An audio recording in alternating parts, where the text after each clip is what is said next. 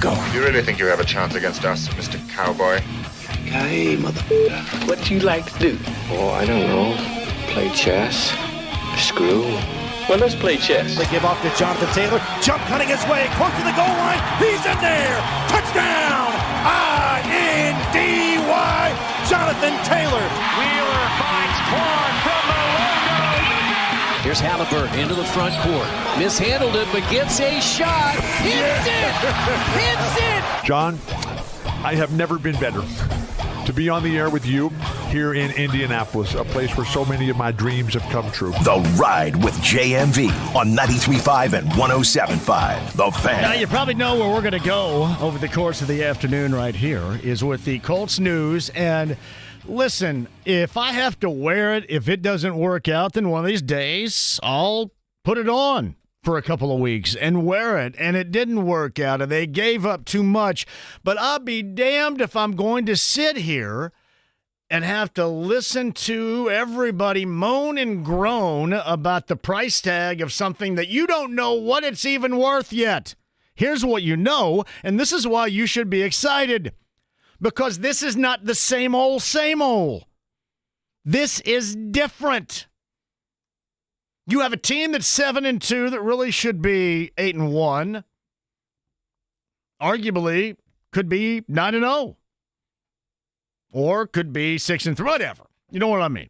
You have a good team, the best of the AFC right now. So logically speaking, you know what is necessary or what you believe is a mark to get better. So go out and find something. And I've been saying that the entire time. And evidently, according to Adam Schefter, that's exactly what the Colts have been doing. Working on a deal for Sauce Gardner from the Jets for the better part of multi-weeks. Good. I'm glad we're all on the same page. I can't remember the last time we were all on the same page with this. Now, you're going to get some stragglers that are going to suggest 2 first-rounders and A.D. Mitchell. That's too much. I mean, everybody wanted to cut A.D. Mitchell a month ago, if not a week ago. So that shouldn't matter to you. And honestly, what the hell with a first-rounder, especially if you're good? Maybe it ends up being late in the first round. Nobody cares about that, or at least I don't care about that right now. And I mean, hell, they had a first-rounder. It was number 4 overall, and nothing was poof into the dust, into the wind, quite like that. So who cares? Take advantage of where you are at that moment, because you are not promised anything next year. Nothing. Except your schedule is going to be tougher. And then teams will catch up to you. And you're going to be older. And you're going to have to pay some guys, including your quarterback, which is probably coming at some point. Alec Pierce is going to have to be paid. Man, take advantage of it when you can take advantage of it. I get, this is what wears me out about draft capital. And I do. This has kind of been my shaking of the fist with the nerd terms like draft capital. And this comes from, the anti. Now, I talk about nerd terms and nerd this and nerd that, but I am probably one of the dumbest people that you will ever meet. So what do they say? I stay in my lane on this. The term draft capital has always worn me out because that usually means you are living in a world of being a stinking loser. That's why last night when I got hit over the head with, that was a really entertaining loss. Are we back to those right now? No, it was a loss. Way too early in the season. It was a loss, even though you were playing dudes that were playing at the Hyper a week ago. It's way too early in the season. I got sick of it. I got sick of that. I got sick of hearing about what's coming up next year and the year after next. I think I said yesterday that I did not want to burst. And some people, I think, took that the wrong way. I didn't want to burst thinking I would absolutely implode if they didn't go out and address it. And I didn't even expect them to go this much, but I'm glad that they did. I mean, if you're here and you can do it, do it. Yeah, I saw Andrew Siciliano. Let's discuss this. I don't know where he works now.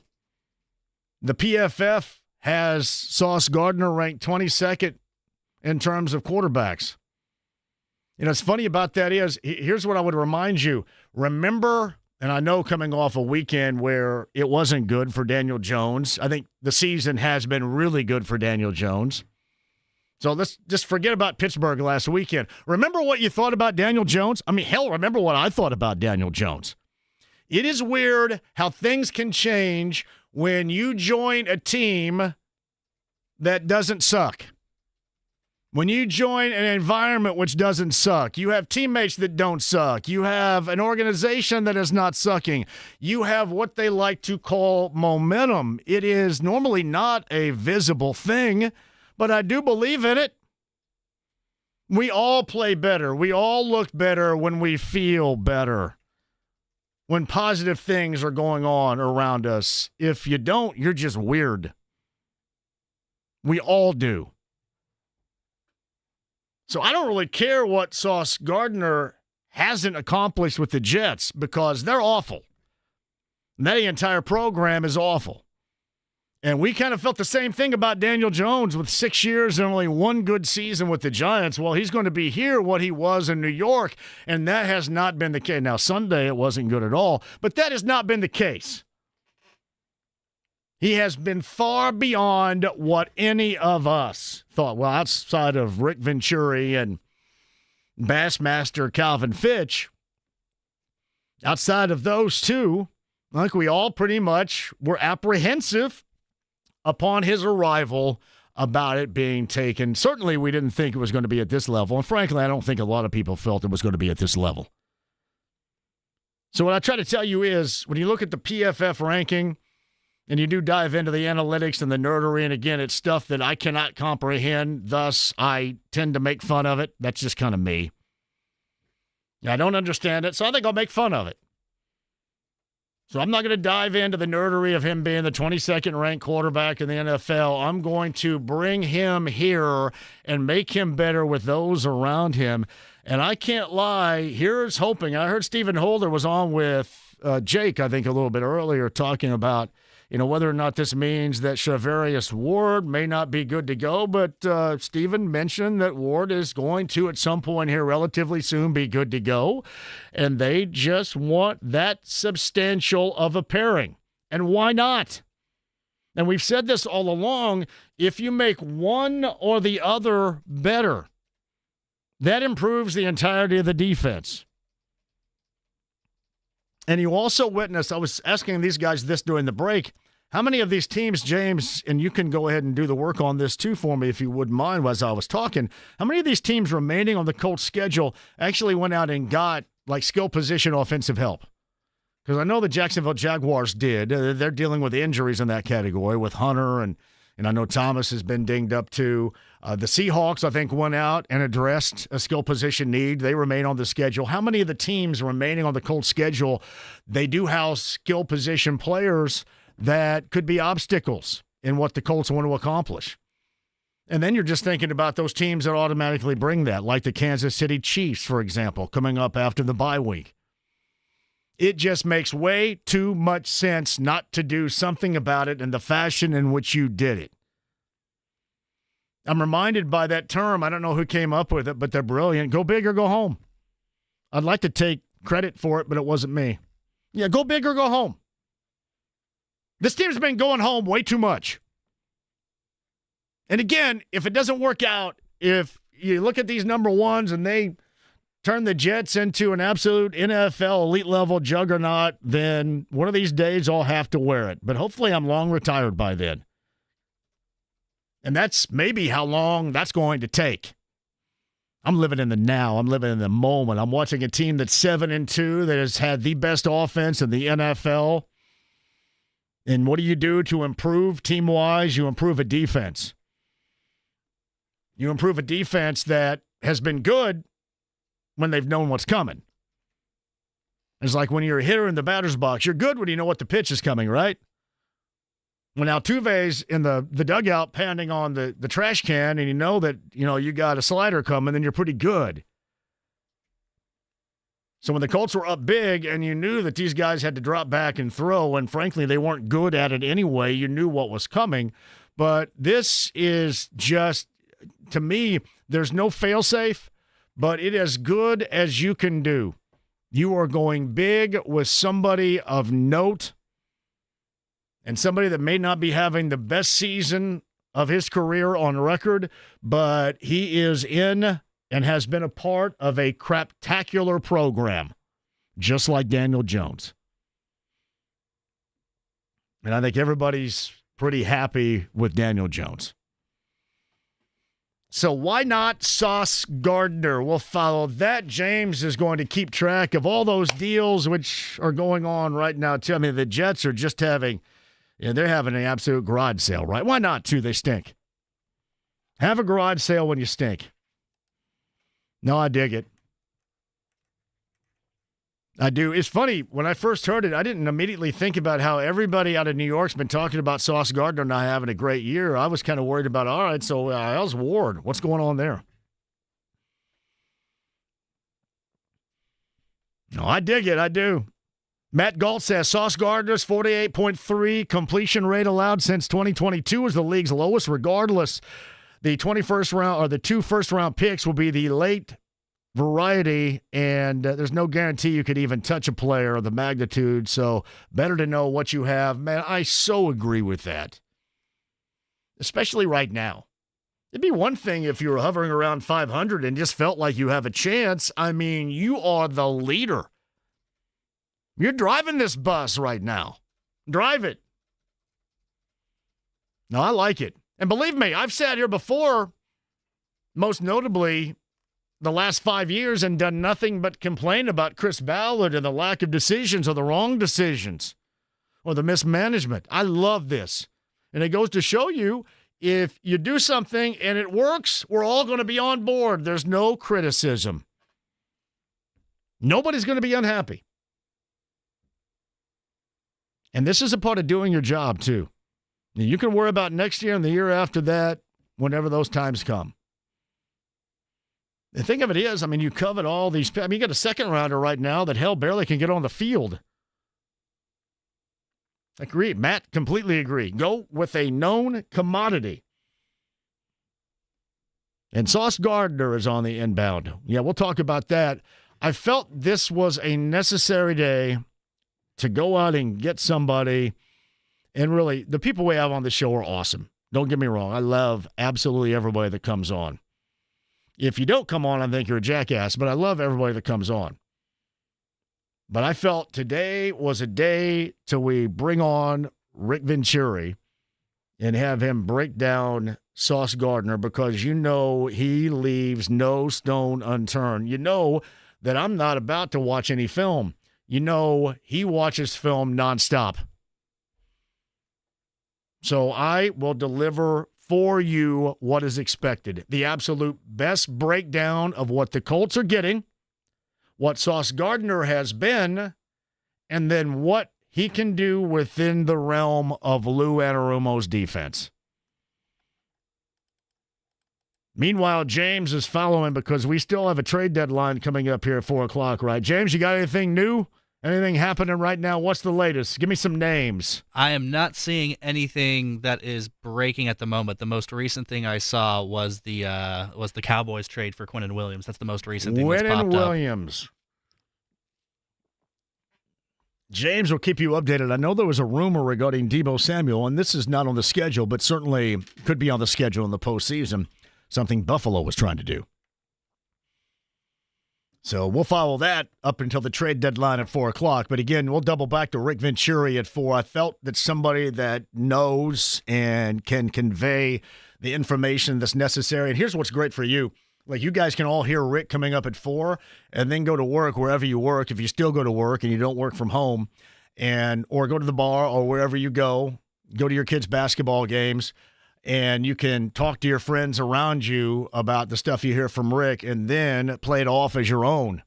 You'll sound incredible. That's what I do all the time. I'm not going to lie to you. I'm out playing pickup basketball. And I go, well, here's what, hey, I'm talking about, first wave sacks and all this.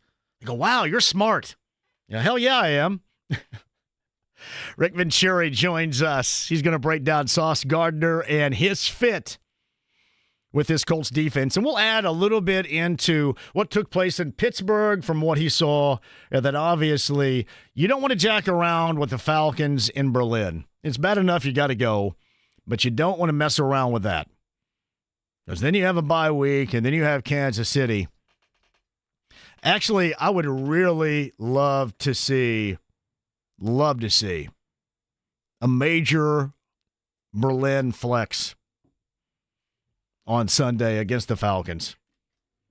Love to see that. And that'll get us all ripe. We'll have to wait a week, but it'll get us ripe for the Chiefs at the dump. Can't wait for that. Rick Venturi in the 4 o'clock hour. Our good friend Jake Arthur is back on the show in the 5 o'clock hour. He covers the Colts. Greg Rakestraw, the host of the Colts fifth quarter huddle, that is the postgame show, as usual, joins us coming up at the bottom of the hour. Now, we were going to have Tony East on. I'm going to push Tony East back until tomorrow. But for those of you that are here to hear me bring up Miles Turner, I can bring up Miles Turner. I'm not going to go as long as I thought I probably would because of this evolving news regarding the Colts that's very important to you and the breakdown forthcoming. But I will tell you this. There were boos last night, and they were significant. And while to me it does stink, I completely understand because the former 33, now number 3, he's the one that has put himself in that situation. Miles and only Miles. And I don't know if he didn't have anybody advising or if he had like Victor Oladipo level advisement.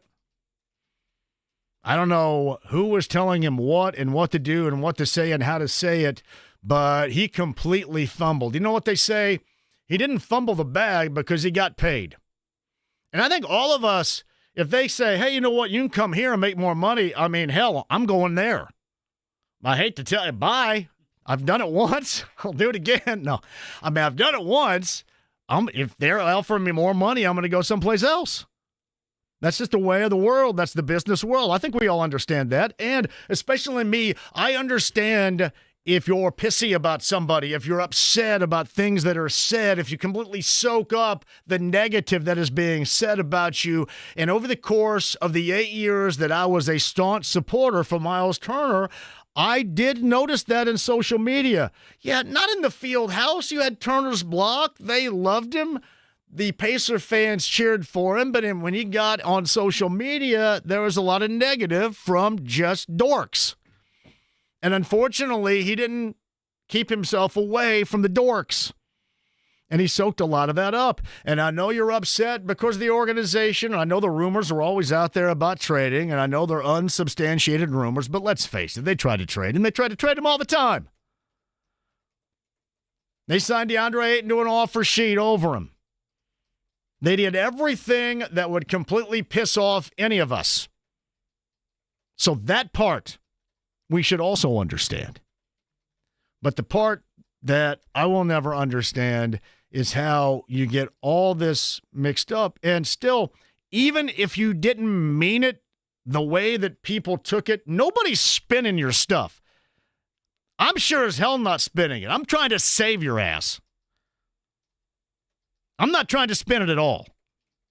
Nobody around here is trying to spin it. We're taking your words and talking about what you said. And holy hell, you said so many of the wrong things. I want to go someplace that embraces me. You were embraced here. The fans embraced you here, even though you had a horrific NBA Finals. You were embraced here. I want to go someplace that still wants to be competitive. They're playing with hyper Court 12 guys right now. They're trying their ass off. They do want to be competitive. And they sure as hell were competitive with the best in the NBA carrying your ass during the NBA Finals. So that sounded like a shot at your teammates. So the fans and the teammates, you give them something they do not deserve. And as I said all along, all you had to do was blame the organization. Blame Kevin Pritchard. Paul George did. Victor Oladipo did. Everybody blames the organization because, frankly, that's probably what the decision was. As soon as Halliburton got injured, you thought, well, I don't know if we want to pay this guy this much money considering the circumstances, and that's before everybody got injured. I mean, everybody got injured. I've been laughing about wanting to go play for the Noblesville Boom. I mean, hell, I may get the opportunity because these guys all may end up being moved up and playing for the Pacers. I may get the opportunity. You imagine me in the backcourt with Kyle Guy? That's pretty damn good right there. Blame the organization. Prop the fans. Prop your teammates. Because for people like me, this team a year ago in that season was the greatest we have ever witnessed. And it still, even in losing in the NBA Finals, holds a position in certainly in my heart. So that you would understand. Now, a lot of you are suggesting, well, he just takes a lot of money. He's going to go someplace. Here's the problem he's going to have. If they don't win, Giannis is out of there. So right now, he's basically playing in the, how should I put this, the Mick Bjorkgren era. So they have him, it's like he's playing with Sabonis again. They have him staked out in the corner where he doesn't move. Clearly, he was at his best, his finest, playing with Tyrese Halliburton. And what did that entail? He was moving. High ball screen and pop, high ball screen and roll, constant ball movement, a willing elite-level passer. That is what is necessary for Miles to be at his best. Not playing with Ryan Rollins and Giannis where four guys go to guard him, and then he throws at the last minute, and you're trying to beat the shot clock with a fadeaway three. Or even if you do get within the flow of a look, a wide open three, it is not the same. It is different than waiting on the ball to get to you stinking finally after not moving and then being in constant motion and being within the offensive flow. There's a huge difference, and he's going to pay that price because he is going to live in an offensive world that he once lived in where he was awful, and that was alongside Sabonis. That's exactly his offensive world now. And it can only get worse because if things don't work out, if he's not who they thought he was going to be production-wise and they don't reach the level that they expect, Giannis is going to leave. And then next year he's going to be ending up playing with Karl Anthony Towns and Miles McBride or Mikal Bridges or whatever the Knicks can cobble together and trim the fat financially and send to Milwaukee to get Giannis. And then he's really going to be screwed. So there can be a price tag you pay for taking the money, even though we all understand it. Just like we understood last night, the booze. During the video, after the video. And we'll go over that over the course of the afternoon. But we have Sauce Gardner conversation to have with Greg Rakestraw at the bottom of the hour. You will not want to miss Rick Venturi. I set this up just for you guys. We all have to sound smart today. Trade deadline looms at 4 o'clock here Eastern time. Sauce Gardner for a couple of first-rounders and A.D. Mitchell from the Jets. That's what we're talking about. Greg Rakestraw, Rick Venturi, 4 o'clock. Jake Arthur after 5. OAR tickets to give away in studio, and your reaction at 239-1070, or maybe even the text line at 317-239-1070. The stream, the app, HD Radio. It is a big day in Indy. The big day of conversation has to take place right here. 93.5, 107.5, The Fan.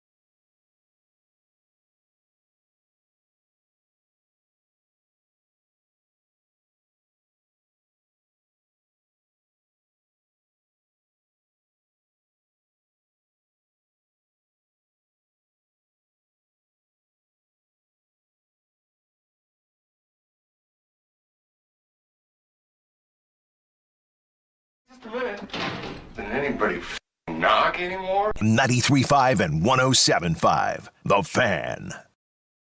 I'm John. Thank you for joining us. James is over there. We got a 4 o'clock trade deadline, but big news happening with the Colts. Sauce Gardner, a couple of number ones going to New York, and A.D. Mitchell. Sauce Gardner coming to Indy. JMV, I get what you're saying about Turner, but these guys aren't all media savvy, possibly need lessons on how to handle PR better. They have all the money in the world. My God. And I would also suggest this.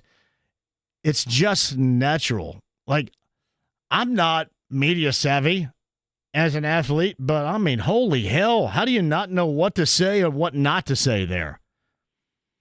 You go on the Greek Scrubs podcast and you end up yip-yapping about Tyrese Halliburton, who made you something. To add with what you've said about your teammates not being competitive and about the fans not embracing you, you bury yourself, and that's on you. That's why you wear that last night, and it sucks. People around here want to celebrate their players, especially players that were a part of something so special a year ago. But you don't give it a chance because you bury yourself, and you have to wear that. And unfortunately, the former 33, now number 3, did that last night. Back to that in a second. Sauce Gardner is now a member of the Colts. To talk about that, he is the host of the Colts Fifth Quarter Huddle, along with former Colts wide receiver Bill Brooks. After every Colts game, Greg Rakestraw joins us. So give me a summarization and your opinion of this deal with Sauce Gardner earlier today. I absolutely love it. How about you? I am stunned. I am pleasantly surprised. I am thrilled about it. I know the Colts, because obviously you heard kind of the media speculation over the last few weeks that they had been in on a cornerback, that even with having Charvarius Ward, with getting Jalen Jones back, having Kenny Moore back from his Achilles, they still wanted to get more cornerback depth. And the fact that they go out and get a guy that was just invested into a long-term contract by the Jets, and that they were willing to give up 2 ones to get him, is such an about-face from what Chris Ballard has been. So I love the fact that he has acknowledged, hey, this is different than any scenario that he has been in since he was in the Colts since 2017. So I'm thrilled, I'm stunned, and I'm excited about it, John. The fit here, I mean, obviously to say, hey, he's talented, he fits. But a little bit more than just the server stuff. I'll talk to Rick Venturi about this coming up at the top of the hour. But the fit, especially compared to a couple of different areas. One, obviously, has been somewhat ravaged by injuries. But the other has been good when the Colts have a big-time advantage and you know what's coming. How much better would this make up front and those rushing the passer be more effective?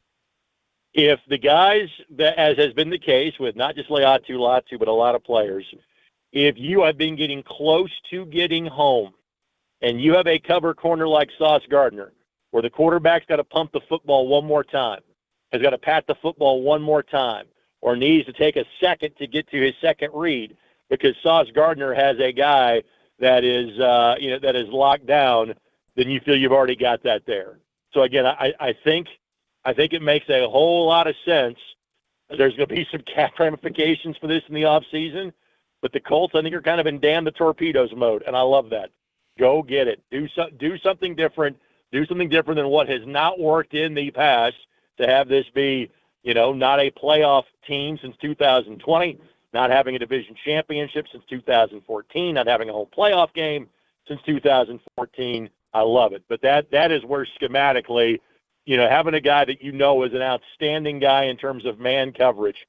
Now the Colts, I think, can go back to playing more man and being more aggressive because Lou Anarumo hasn't been able to do that because of all the injuries they have had in terms of the defensive backfield. He's Greg Rakestraw on the Andy Moore Automotive Group hotline. Any part of you view this as being with the 2 first-rounders and A.D. Mitchell at all steep in price tag?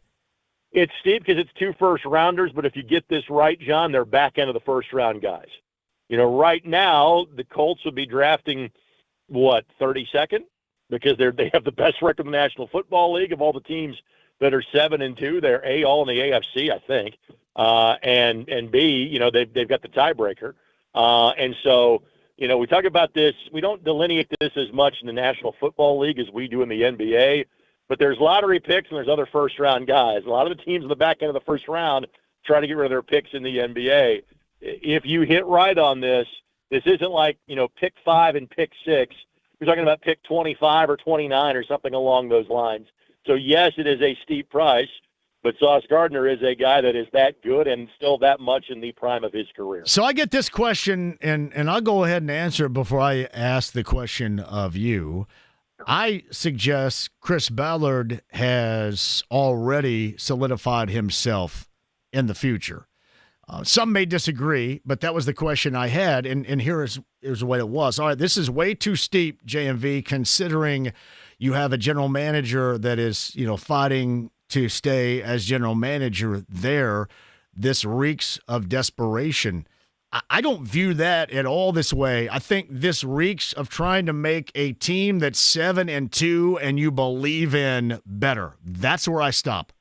That's it, and that's how you have to operate. You can't be worried about, you do what's best for the team. And frankly, Chris has been pretty explicit in saying he isn't going to hamstring the team in the future if he is not the guy. This is a move, and again, if you're in his seat, not just him, but any general manager, you can't worry about what people like you and I are going to say about it.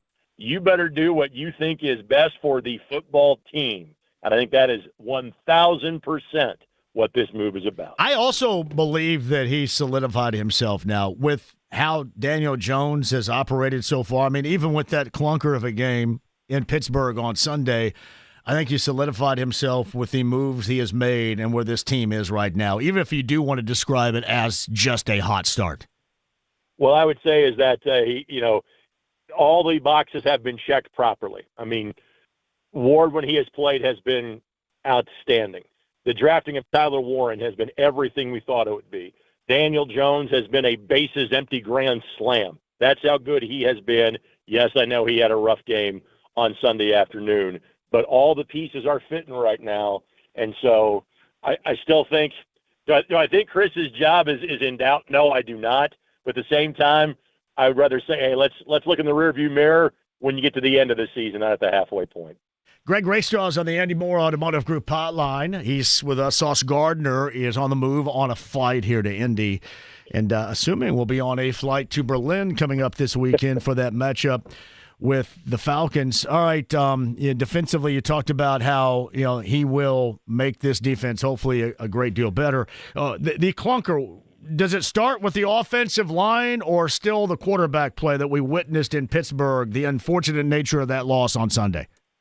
I think both those things can be true. Obviously, the offensive line did not have their best day, and frankly, this is a Pittsburgh defense that's heavy on price tag and heavy on talented names.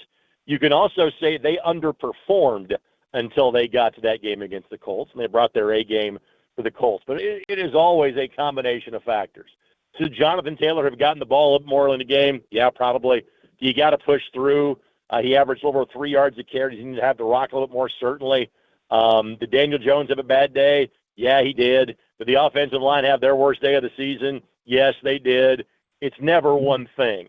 It's usually a combination of factors.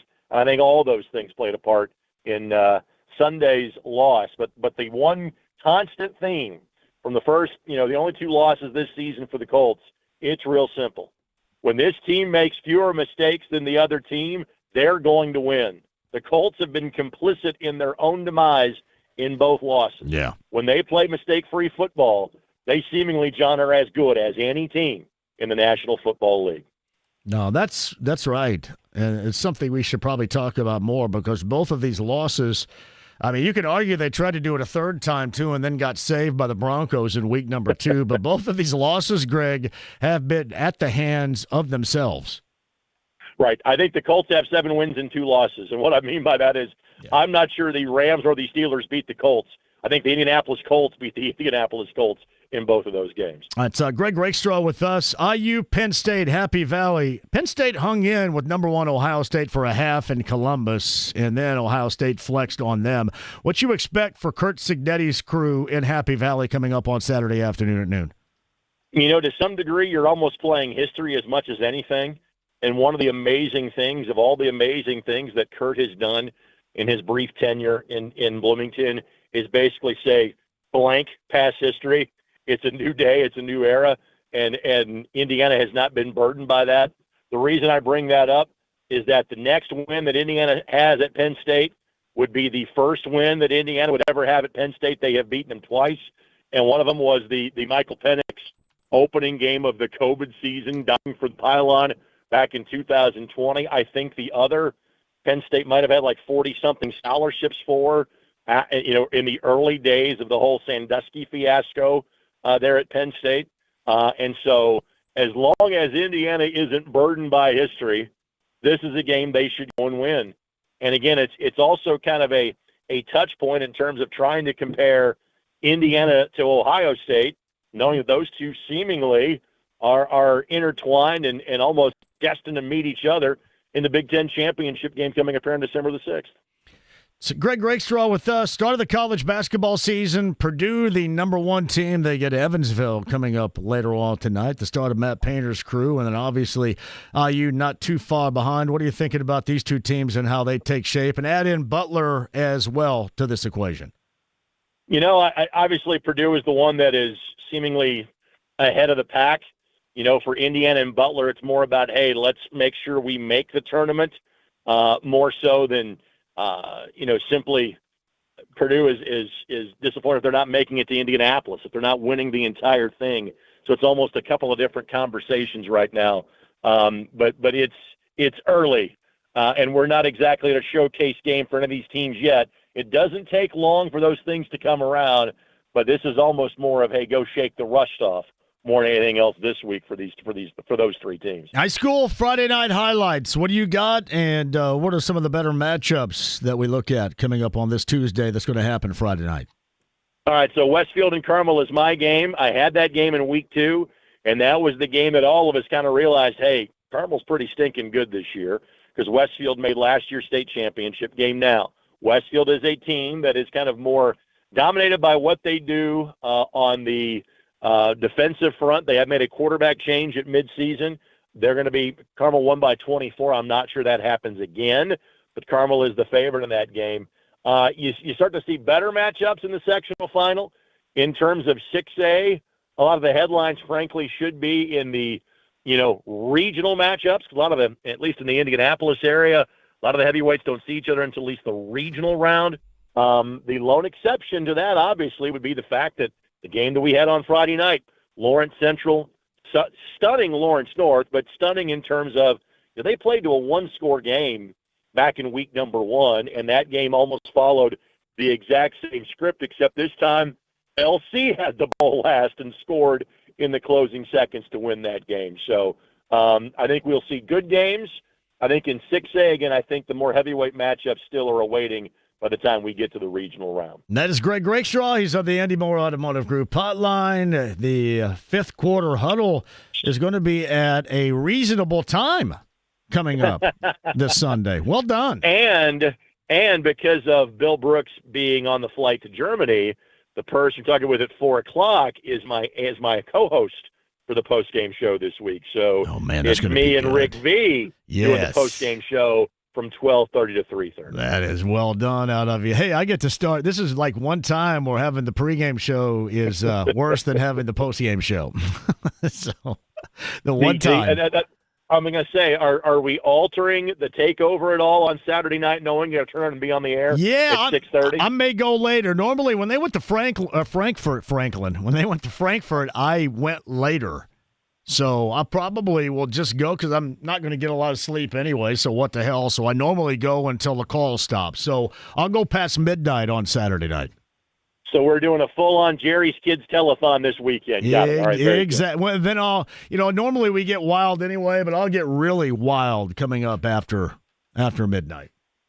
So we're going to play Wild Side at least. Yeah, okay, 6 or 7 times. There you go. On repeat. I like it. All right, brother. Hey, great to see your pictures last night, you and Amy at Olive Garden. That was classic. So we enjoy, great chain restaurants across the board. Yes. But what John is referring to is that the anniversary of our first date at the legendary Greenwood Olive Garden was Sunday night. Our first date was at that same restaurant 30 years ago to that day. So I was able to drown my sorrows of a disappointing Colts postgame show with unlimited salad and breadsticks at the Greenwood Olive Garden. Well done. Well, give Amy my best, and congratulations, buddy. Thanks, brother. Appreciate it. Greg Rakestraw on the Andy Moore Automotive Group hotline. I don't know who this guy is. Jake Rosenberg, James, from something. Knee-jerk reaction on the Jets-Colts trade, probably the most perplexing and indefensible trade I've seen. At the moment, I actually think it's worse than the Parsons trade. I'm telling you what, it's us loving it because they did something and others laughing about it because they did too much. Rick Venturi with the full breakdown, the educated breakdown, top of the hour. Evan Sherrill's in studio, Cluster Truck 2, Charles Arbuckle at 5:30, and we got Jake Arthur coming up at the 5 o'clock hour. Stay right there. Sauce Gardner now a member of the Colts, 2 first-rounders, and A.D. Mitchell prior to the trade deadline. We discuss with you at 239-1070 next.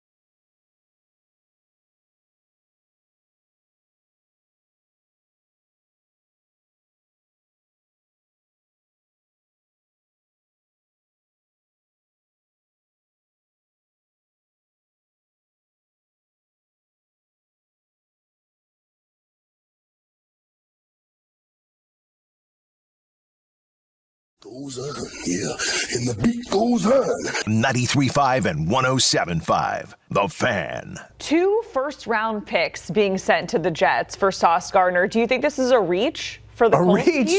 A reach? This is robbery. I mean, my gosh, not only are you getting 2 first-round picks back, you're giving up an enormous salary. So the Colts are giving away 2 first-round picks for a corner who has a big salary and hasn't quite played up to expectations. This is a desperation move by the Indianapolis Colts. Look, Sauce Gardner at his best is a really good player, but he's not worth 2 number ones. And in no way, shape, or form has he played close to that either of the last 2 seasons. He's a good player. He's just not a great player. I don't understand this at all for the Colts. Look, I get it. You're teased. You're close to being one of the best teams in the AFC right now. The schedule gets tougher. You think you can make a run for it. There's desperation in that building. They need to make a run for it. So I understand it. I just think the Jets fleeced them by getting 2 ones. Pete Prisco of CBS just said that. And who cares about his opinion on the deal? But where he is incredibly inaccurate is there's zero desperation. This is not a desperate act. This is a judgment call on a team that they can believe in even more in making that deal, in adding that player. Everybody seems to think there's desperation on guys losing their job. They're not going anywhere. You know how badly this thing would have to fall in for these guys not to be back? They are coming back. And hell, I know this to be true because I tried to fire everybody back in January. They're not going anywhere. There's no desperation. That was a move that you felt necessary to make for your team in the moment, and I'm sorry, there's not anything wrong with it. Stick it, all you draft capital nerds. Who's in studio? Evan Sherrill of Cluster Truck is back. Is Cluster Truck back a part of this show finally? Cluster Truck is back a part of the show finally. Holy crap. Are you kidding me? Yes, sir. Is there some salmon in that bag right there for me? There is. We've got some salmon and roasted veggies. Oh, crap. Nashville hot chicken strips and tater tots for my man behind the Look at that, man. Over there. A little difference in caloric intake right there happening. I love the salmon. I'm with James. The Nashville hot sauce is unbeatable. I mean, it's so good. Those Nashville hot chicken strips are fantastic, I will say. Well, I've got to still fit in my spandex, so I got to go with the salmon. I'm happy. I love the salmon. I'm happy we have something you like, though. You know, we cover all dietary restrictions. I love it. You know, any food allergies, we got that. I'm a big salmon guy. Now, anything added since the last time we spoke in the spring? Our soups are back. We've got our house-made white bean chicken chili and our tomato bisque back on the menu. Creole chicken chili is back. And we got a couple new items coming out soon. I'm excited for our hibachi bowl, build your own hibachi bowl coming soon, and our Thai red curry is coming back real soon. The biggest question right now is, does it come with sauce?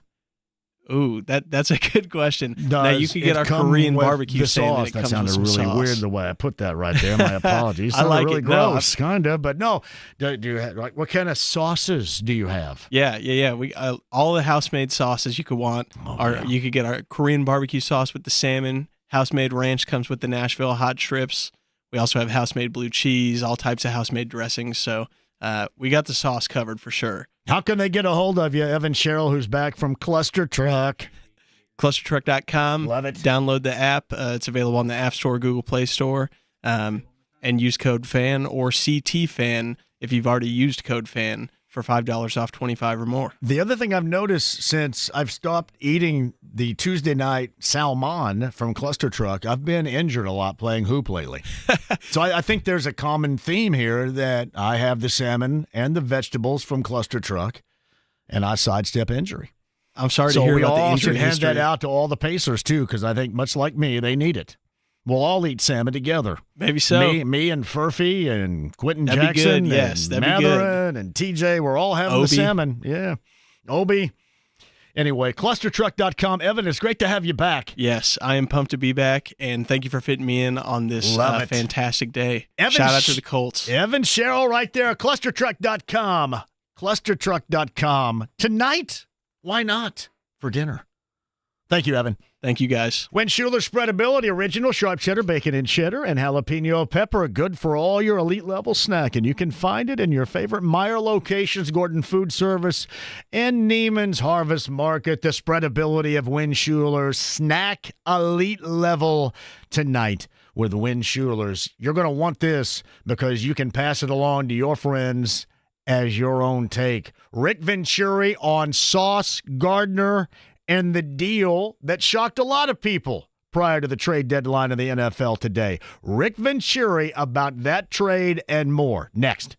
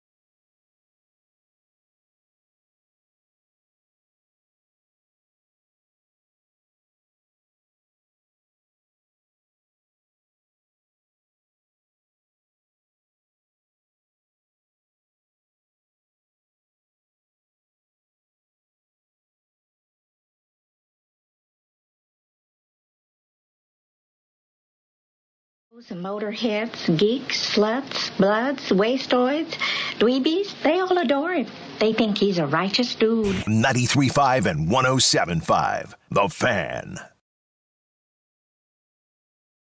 Sauce Gardner, 2 first-rounders, and A.D. Mitchell prior to the NFL trade deadline to the Colts today. We got a lot more for you, too. Not more of my opinion, but I want to get you educated on this, and I know you love him, so I reached out a little bit earlier today, and joining us now, he's going to be a part of the Colts postgame show, the Fifth Quarter Huddle with Greg, coming up on Sunday. Greg just joined us, so the former NFL coach, and most importantly, my good friend Rick Venturi is on the Andy Moore Automotive Group hotline. You know, this was such a big day, I had to go out and bring on the best, and by God, here he is. Rick, thanks for joining us. No problem, John. Never a dull moment with the Indy Colts. Before we even get started, I'll tell you right off the bat that I had totally signed in or signed off on this move. There's no doubt in my mind, and I'm really proud of Chris and Carly for pulling the trigger on this because, I think they feel exactly like I feel that. We have a window here. Despite what happened Sunday, we have a window to make a run here for it, for the whole prize. Offensively, we're good enough. If we can bolster that defense into a championship unit, you got to do everything you can to do it. And, when you get a guy like Sauce, who is, I've studied him on tape, he is a tremendous cover guy. He's long, he's got great speed. He's one of the best press corners you'll see. His accomplishments even early in his career are special. And I just think when you get Mooney back and you pair him with Sauce Gardner on the outside, that's going to be probably as good a twosome as that I can really remember. I'm not just talking about the Colts. It's one of the best twosomes I think that you've seen in a long time, to be honest with you. And maybe it's because of my background coming up. I came up in coaching all the way back to my college days, as a defensive backfield coach originally. And so I kind of worked my way from the back end to the front end, and I think it's influenced me my whole life. And I've just always believed that if you give me 2 top corners, I can do anything on defense. There isn't anything I can do. I can play man choke off all day. I can blitz anytime I want to without being afraid to get beat on the outside because that's where people go.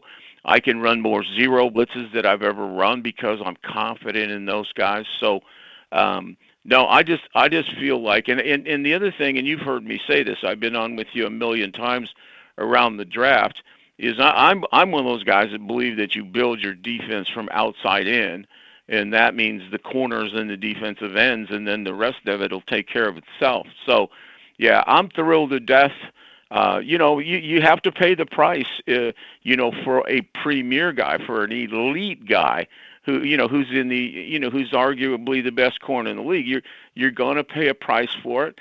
But you know what? There's no guarantees on draft picks. I mean, we haven't necessarily every first round draft choice been a game changer. So you've got a guy that already is. So yeah, like I said, I signed off on this, and I'm really thrilled that they were able to pull the trigger and make the deal. Here's Rick Venturi, the Colts Radio Network. He's kind enough to join us on the Andy Moore Automotive Group hotline. Sauce Gardner from the Jets on a flight here to Indy. 2 first-rounders and A.D. Mitchell going back to New York in this NFL trade deadline deal. So tell folks out there, in your opinion, how this, I think we know in somewhat of a very low-level sense how this can have a profound effect and help out the pass rush. Who in particular do you look for to become even better up front in this defense because of what the Colts now, especially when Ward is healthy once again, have on the back end of the defense? No, that's a good question, and that's really the way I do look at it. I've always thought that, the coverage and rush are hand in hand. And when Lou came in here, before we got banged up in the secondary, we were playing a lot of press man, a lot of what I call choke off man to man. And actually, to his credit, when he got Jones back last week, he even went back to a lot more of that in the ball game last week against Pittsburgh. But that's what he wants to do, and this is if you're okay to do that, and the vital element, of course, is the two corners on the outside. When you can get up and press, what you do is you break the rhythm. You break the rhythm of the quick passing game. You don't allow those quick release throws that get the ball out before the rush has a chance to get there. So if you take away first level, most people don't take away the first level. They give you the first level, and then what happens, you complete about 29 out of 30, and you go up and down the field all day. I want to choke off the first level, and when you do that, what you do is you make that quarterback hitch. You make him, he goes back, he can't throw on time, he's got to shuffle his feet, and then all of a sudden, here you come. Now, Buckner has been, when you asked who does it help, Buckner has been really good all season. Buckner is an ambient guy inside, but there's a lot you can do to shut down an inside guy. There's not always a lot of space. But what I've seen in the last 2 weeks, and I've been critical of him, but I thought that Latu has really come on in the last 2 weeks. I thought Sunday that his initial sack, the initial one where he came up and he went under and he burst, and he made a tremendous first-wave sack right off the bat. To me, that gives us really hope. And, when you get a couple corners, with a guy like him who's always been very close, he's got a lot of pressures without a ton of sacks. But if you give him that extra count, he is obviously going to be better.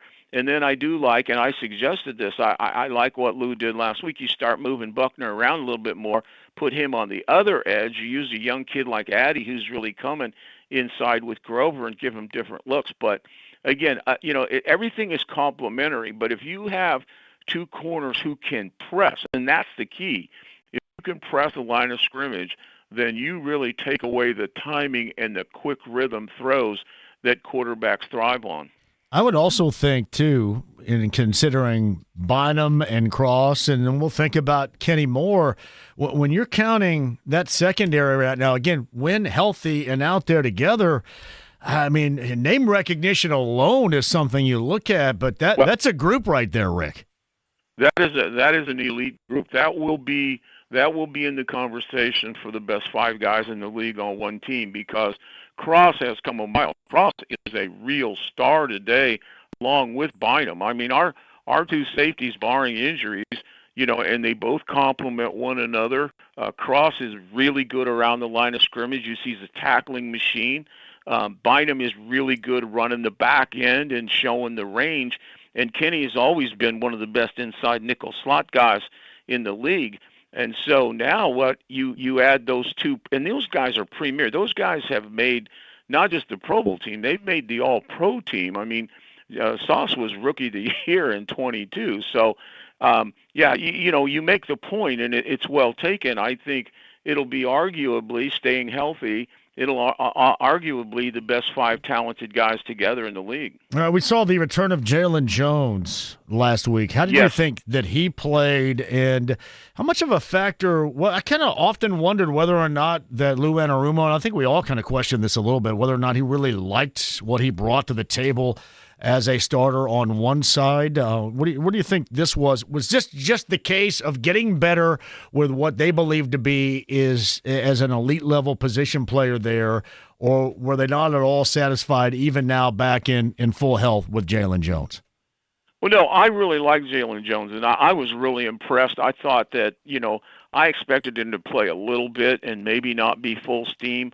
I thought he came back and really assumed the role as they line up now without Sauce and without Mooney. He really played like the number one corner. He matched up. I thought he did a really good job, and he will be just an exceptional backup to those guys. Exceptional backup. I'll tell you, the confidence that Lou had in him is all of a sudden we went back to a ton of man-to-man coverage that we hadn't played for about 3 weeks. So I think Lou has a lot of confidence with a guy like Blackman. He now can be kind of a swing guy. He can be a bonus corner.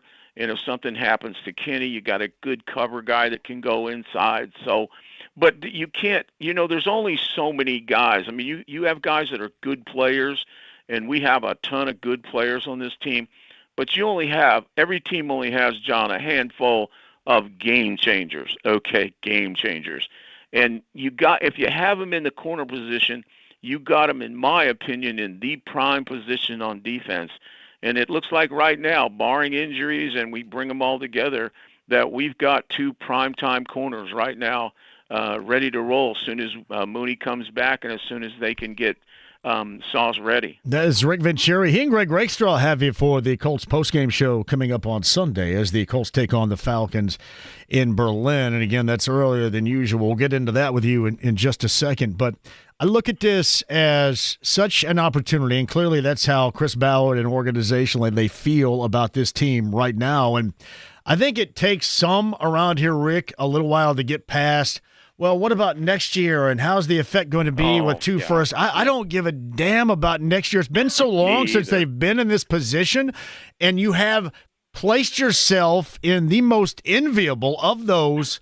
And this is just a group taking advantage of the right now, because look at the Pacers. Look at the Pacers last year and what they did. A magical season. You lose in 7 games in the finals. You're not promised anything the year after that. So why not, if you feel it necessary, go for it now?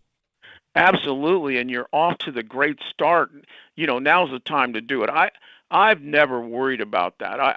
First of all, there's no guarantee that any draft choice is ready. If I can get a guy that is already proven and is a star, I'm going to take that over a draft pick anytime. That's not even close to me. And you know what? Does it take a little risk? Yeah, you're giving up a lot. And the sweetener is Mitchell. I mean, I'm in the minority here because he's become a kind of a whipping boy around here. And everybody, I think, is saying good riddance. But I'm very high on him. I think he's still a terrific talent, and I wouldn't be surprised if he goes on to a really good career. But, to get, like I said, a known commodity, you just can't do it.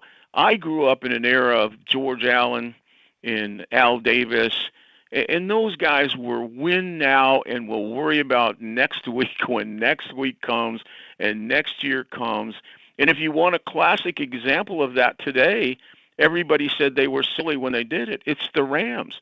The Rams went out, got a ton of free agents, got to the Super Bowl, won it, and everybody thought that they would collapse. They're right back in it every year. So, it takes good drafting. Man, when you look at our team, most of the, Buckner's the top one that we traded for, number 13. Nelson is definitely a top one, in that regard. And, actually, Danny Jones is a one that we traded for. But a lot of our stars are really 2s and 3s. I mean, really, JT's a 2, Pittman's a 2, Pierce is a 2.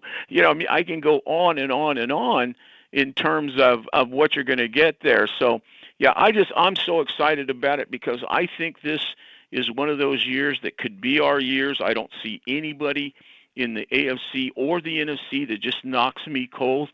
And so, again, I think this is a message to everyone. I think everybody should be thankful out there. This is a message is that we're going out to win this damn thing. Well, and I'll be honest with you, it's weird how some just can't be happy about anything because they can't. I can't sit here and squawk all day about the fact they don't go out and do anything, and then when they do something like this, be mad about the move. That's silly. That's exactly right, John. You and I have cried for this. I've cried for this for a decade, to make use of every resource. Don't wait around and try to build exclusively from the draft. It takes too long, really. And particularly when we talk about top-tier game changers. I've always said rosters were overrated. The 53-man roster is overrated. It's not going to be that much difference between team to team to team because of the salary cap and the way the NFL is structured. what makes the difference in NFL teams is your top 10 players on the roster and guys that make the difference in winning and losing week after week after week. I will also tell you this. We saw this with Daniel Jones, and you were on this before anybody else, where a change in environment, meaning a change from a consistently losing environment to a winning one, can make even a guy like some in New York have been down on Sauce Gardner, but you change the landscape and get with a well-run organization that is winning and, an operation defensively that is showing results, especially with that group. Why not, much like Daniel Jones, you get better if you're Sauce Gardner? I think that's the full expectation. I think that's exactly right. If I'm Sauce Gardner, I'm flying to Indianapolis without the plane. I don't even need the plane. I am so excited about this, to jump on this wagon right now and be an integral part of it, with a really good defensive coordinator who also understands back end play probably better than anyone in the league right now. I mean, what a great deal for him. He'll be ready. Sauce Gardner on his way to Indy. Before I let you go, I did want to double back to your thoughts, and I heard you on Roundtable last night give your thoughts on that loss in Pittsburgh. More so about the offensive line, really, in some failures that we have seen for the first time this year. But offensively, it just was not the type of I don't want to say effort, but execution that we have seen so far this year.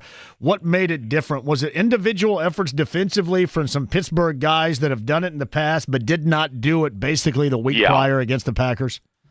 Well, let's face it, it was a total implosion by our offense, which has been, just on top of the league and everything. I mean, just, video game numbers, and I think that's the shocking element of it. And particularly our offensive line got it handed to them. There isn't any doubt about it. We started off strong. We started off scoring. We started off playing, 3-and-out defense. Shane was daring. He's 4 for 4 on fourth down. Those things were pretty good. And then all of a sudden, a couple, 3 big plays just changed the whole profile of the game. And where we got killed was off that edge. I mean, the turnovers, you have 6 turnovers. Well, 5, you actually have 5 turnovers on offense and 5 sacks. You're not going to win any games doing that. And it started with that edge pressure. When Watt strip sacked, that changed everything mentally. When he got that ball out, they went and scored. Then the interception to Wilson, which is a long story that I can't explain. He was almost like hiding out in there, and he got that, and then they scored. And then it's 17-7, and then it's 24, and now by early in the third quarter, you've really taken JT out of the game because you're in a 7-on-7 game. And if you really look at our formula over all these games until Sunday, it's been open throttle football, and then absolutely stab him with the running game in quarters 3 and quarters 4, and we never got to that luxury. So. Ryman's struggled with 2 sacks, a strip sack. Gonzalez struggled inside. So, there's no doubt, that, and Danny's in the middle of all of it. There isn't any doubt. It was just a crazy bad performance, unexpected for sure. And the one thing I say is sometimes, a situation like this at midseason is a big wake-up call. I think possibly, I won't say probably, if you looked at the Steelers on film, their defense wasn't playing very well. Statistics were awful. But I knew, and I said, you listened to me in the pregame, I said, the things that they do best and why you have to be worried is they can rush the passer and they can take the ball away. And, man, did they ever do it. And so, I think in a sense where the wake-up call is maybe we just didn't understand the emotion that a Tomlin team would play with when their back is to the wall. And then I think we underestimated just how good those edge rushers. We shouldn't have. They have 140 sacks between them, but we shouldn't have. But in reality, to me, that's what totally turned the game. When you get strip sacks and then they score off them, that's like a block punt. You very seldom come back from all that. So, hopefully that's behind us. because I think in the long run, the most important thing, if you're going to really play for the crown, is to bolster the defense. Yeah, and certainly their concentration was on Tyler Warren, that they did a lot of good things with defensively, and running game. There were no running game. It was just it was messy, unlike we've seen it so far this year, and hopefully you're not going to see that in Berlin versus the Falcons coming up on Sunday. I should also note with Rick Venturi, before we let you go, Rick and Greg will be a part of the fifth quarter huddle coming up after the game in Berlin, coming up on Sunday right here on 93.5 and 107.5 The Fan and Country 97.1 Hank FM. So you guys have that covered. It's interesting to note that all this is happening right now. The 7-2 mark, the best in the AFC, all because of the selection of the quarterback and moving forward, because you now know who you have a quarterback moving forward. You are going to end up drafting a corner anyway with one of these picks and probably next year. So you got somebody that's already solidified in the NFL. That makes perfectly good sense to me. Absolutely. Again, I think that you have to throw out Sunday, and you have to look at this offense as a Super Bowl type offense, and the only thing that would hold it back is because we got patched up at the corner and we weren't really getting rush and corner play go hand in hand. So, again, gigantic step. You put another guy on this team that is a game changer. Rick Venturi's on the Andy Moore Automotive Group hotline. Again, he and Greg, post-game show. That is coming up on Sunday after the Falcons and the Colts take the field and play that game over in Berlin. Rick is on the Andy Moore Automotive Group hotline. As always, thanks for hopping on, last-minute thing, but we needed this information. I appreciate you, brother. Well, and I hope everybody, I really enjoy it. I do it once a year. I do it on the game in Europe because of my knees. I can't make that trip, and so I love being on with Greg, and it'll be fun with me. It's a total change-up to do that post-game. So I'll be looking forward to all the call-ins after the game. Yeah, and are you still going to get up early and be on with us too in the pre? Of course. This might be my longest day of the year, but I love it. I look forward to it. Rick, I appreciate you, man. All right, Johnny. Rick Venturi on the Andy Moore Automotive Group hotline. What you needed to hear regarding that deal, and not just because he is a fan of it. And he mentioned he signed off on it. You probably know what that means. Rick Venturi, he and Greg have you coming up on Saturday, and actually, Rick, for 3 segments with us. We start at 6:30 on the Colts pregame huddle coming up on Sunday morning, leading up to countdown to kickoff, and Matt and company in Berlin with the Falcons and the Colts coming up again on Sunday for week number 10. Quick break, we'll come back. Now is the time you and I get together and we talk about this deal. Sauce Gardner for 2 first-rounders and A.D. Mitchell. Let us have your thoughts, which it does tell you a lot. It tells you, and everybody that suggests that, well, you got a general manager and the coach and, it's desperation because you're trying to save your job. The jobs, unless everything absolutely falls to pieces right now, they've been saved. They have found the quarterback of the future, and that is what has compelled them with this 7-2 start in believing in this team and going for it right now. Hey, guys, they're doing exactly what we all have screamed about for them to do for years now. Don't be hypocritical. And if we're all wrong one of these days, we're all going to be wrong. But I can't denounce this because this was even more of a move than even I had hoped they had done. Quick break, we'll come back. 239-1070 is that number. You got the text line at 317-239-1070 as well. Sauce Gardner on a flight to Indy. More of that discussion. Charles Arbuckle is going to join us coming up in the 5 o'clock hour as well, the former Colts tight end. And Jake Arthur also is going to be here after 5. Your calls coming up next. The AAA Membership Lounge via YouTube Live on this Tuesday with 93.5 and 107.5 The Fan.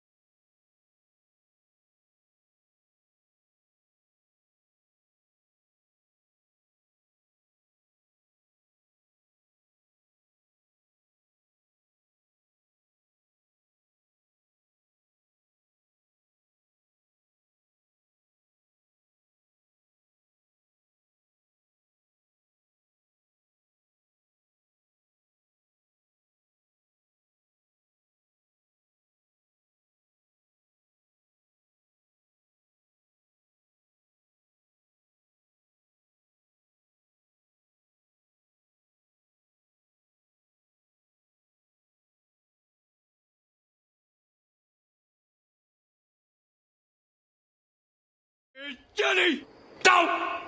David Letterman! Hi, David. I'm Grandpa. 93.5 and 107.5. The Fan.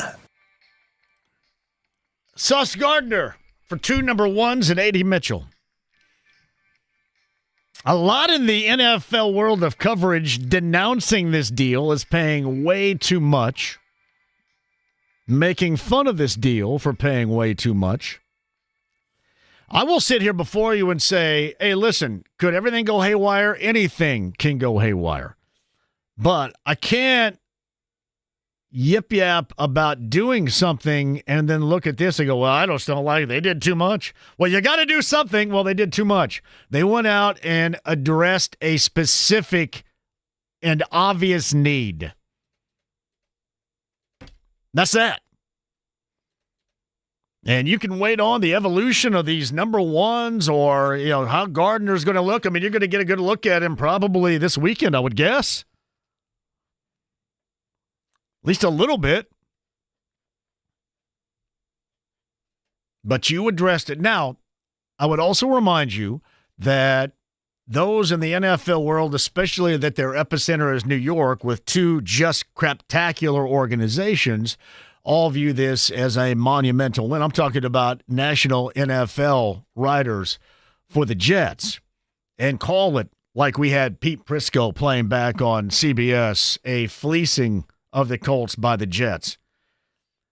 But they're all wrong about this desperation. That's not a desperation move. That's a move that you have to make. You're addressing the need. There's no desperation in that. There's no desperation in being 7-2.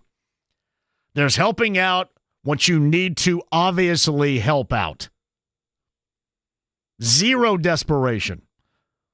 Well, you have a general manager that's desperate trying to save his job. No, he's not. He's solidified that. He found the quarterback. They're 7-2 right now. Well, your team's off to a hard start. Listen, anybody can fall apart. If they fall apart, completely apart, then we'll have to cross that bridge when you come to it. But I cannot talk up for the past 2 weeks how this team needs to get better defensively, either up front on the edge or in the back in the secondary, and then denounce this because rumor has it Sauce Gardner hasn't played well this year in just a monumentally crappy franchise in the same fashion that everybody explained Daniel Jones to us.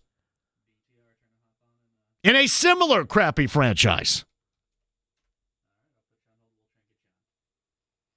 I know we all have to wait and see. I just don't have the luxury of waiting to see. I've got to tell you right now what it is and what it is. I'm damn glad they went out and did that.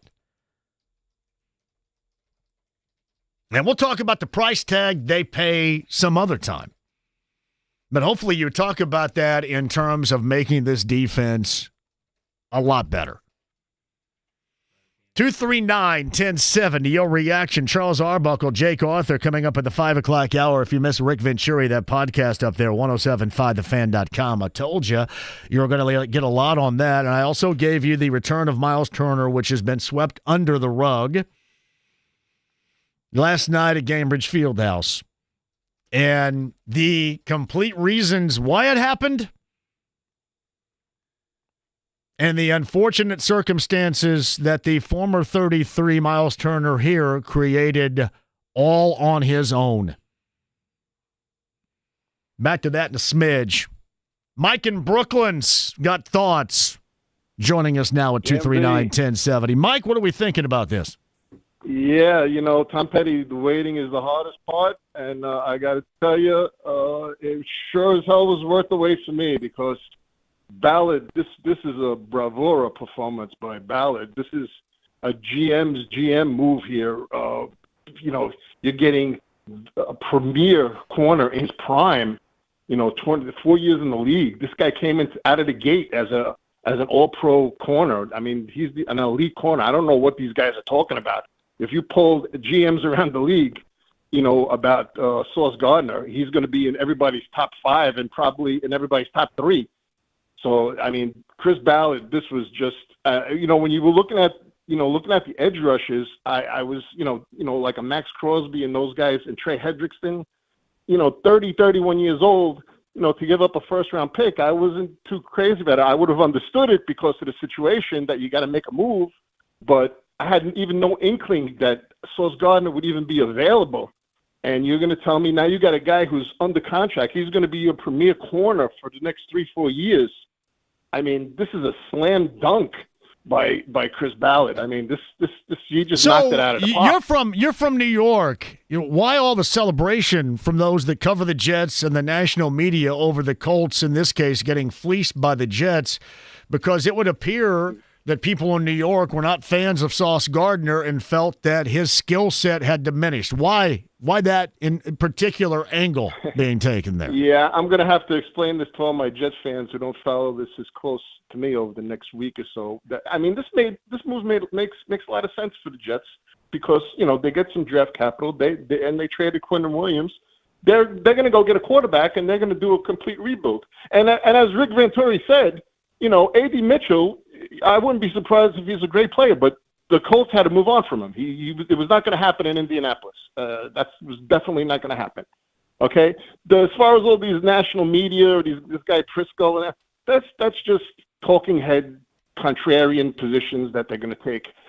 I guarantee you, if you polled the GMs around the league right now, they're going to say Chris Ballard absolutely knocked this out of the park. He's got a team that's sitting on top of and I disagree. They're not going to say that because everybody's going to bristle at the price tag. Regardless of how we view it helps.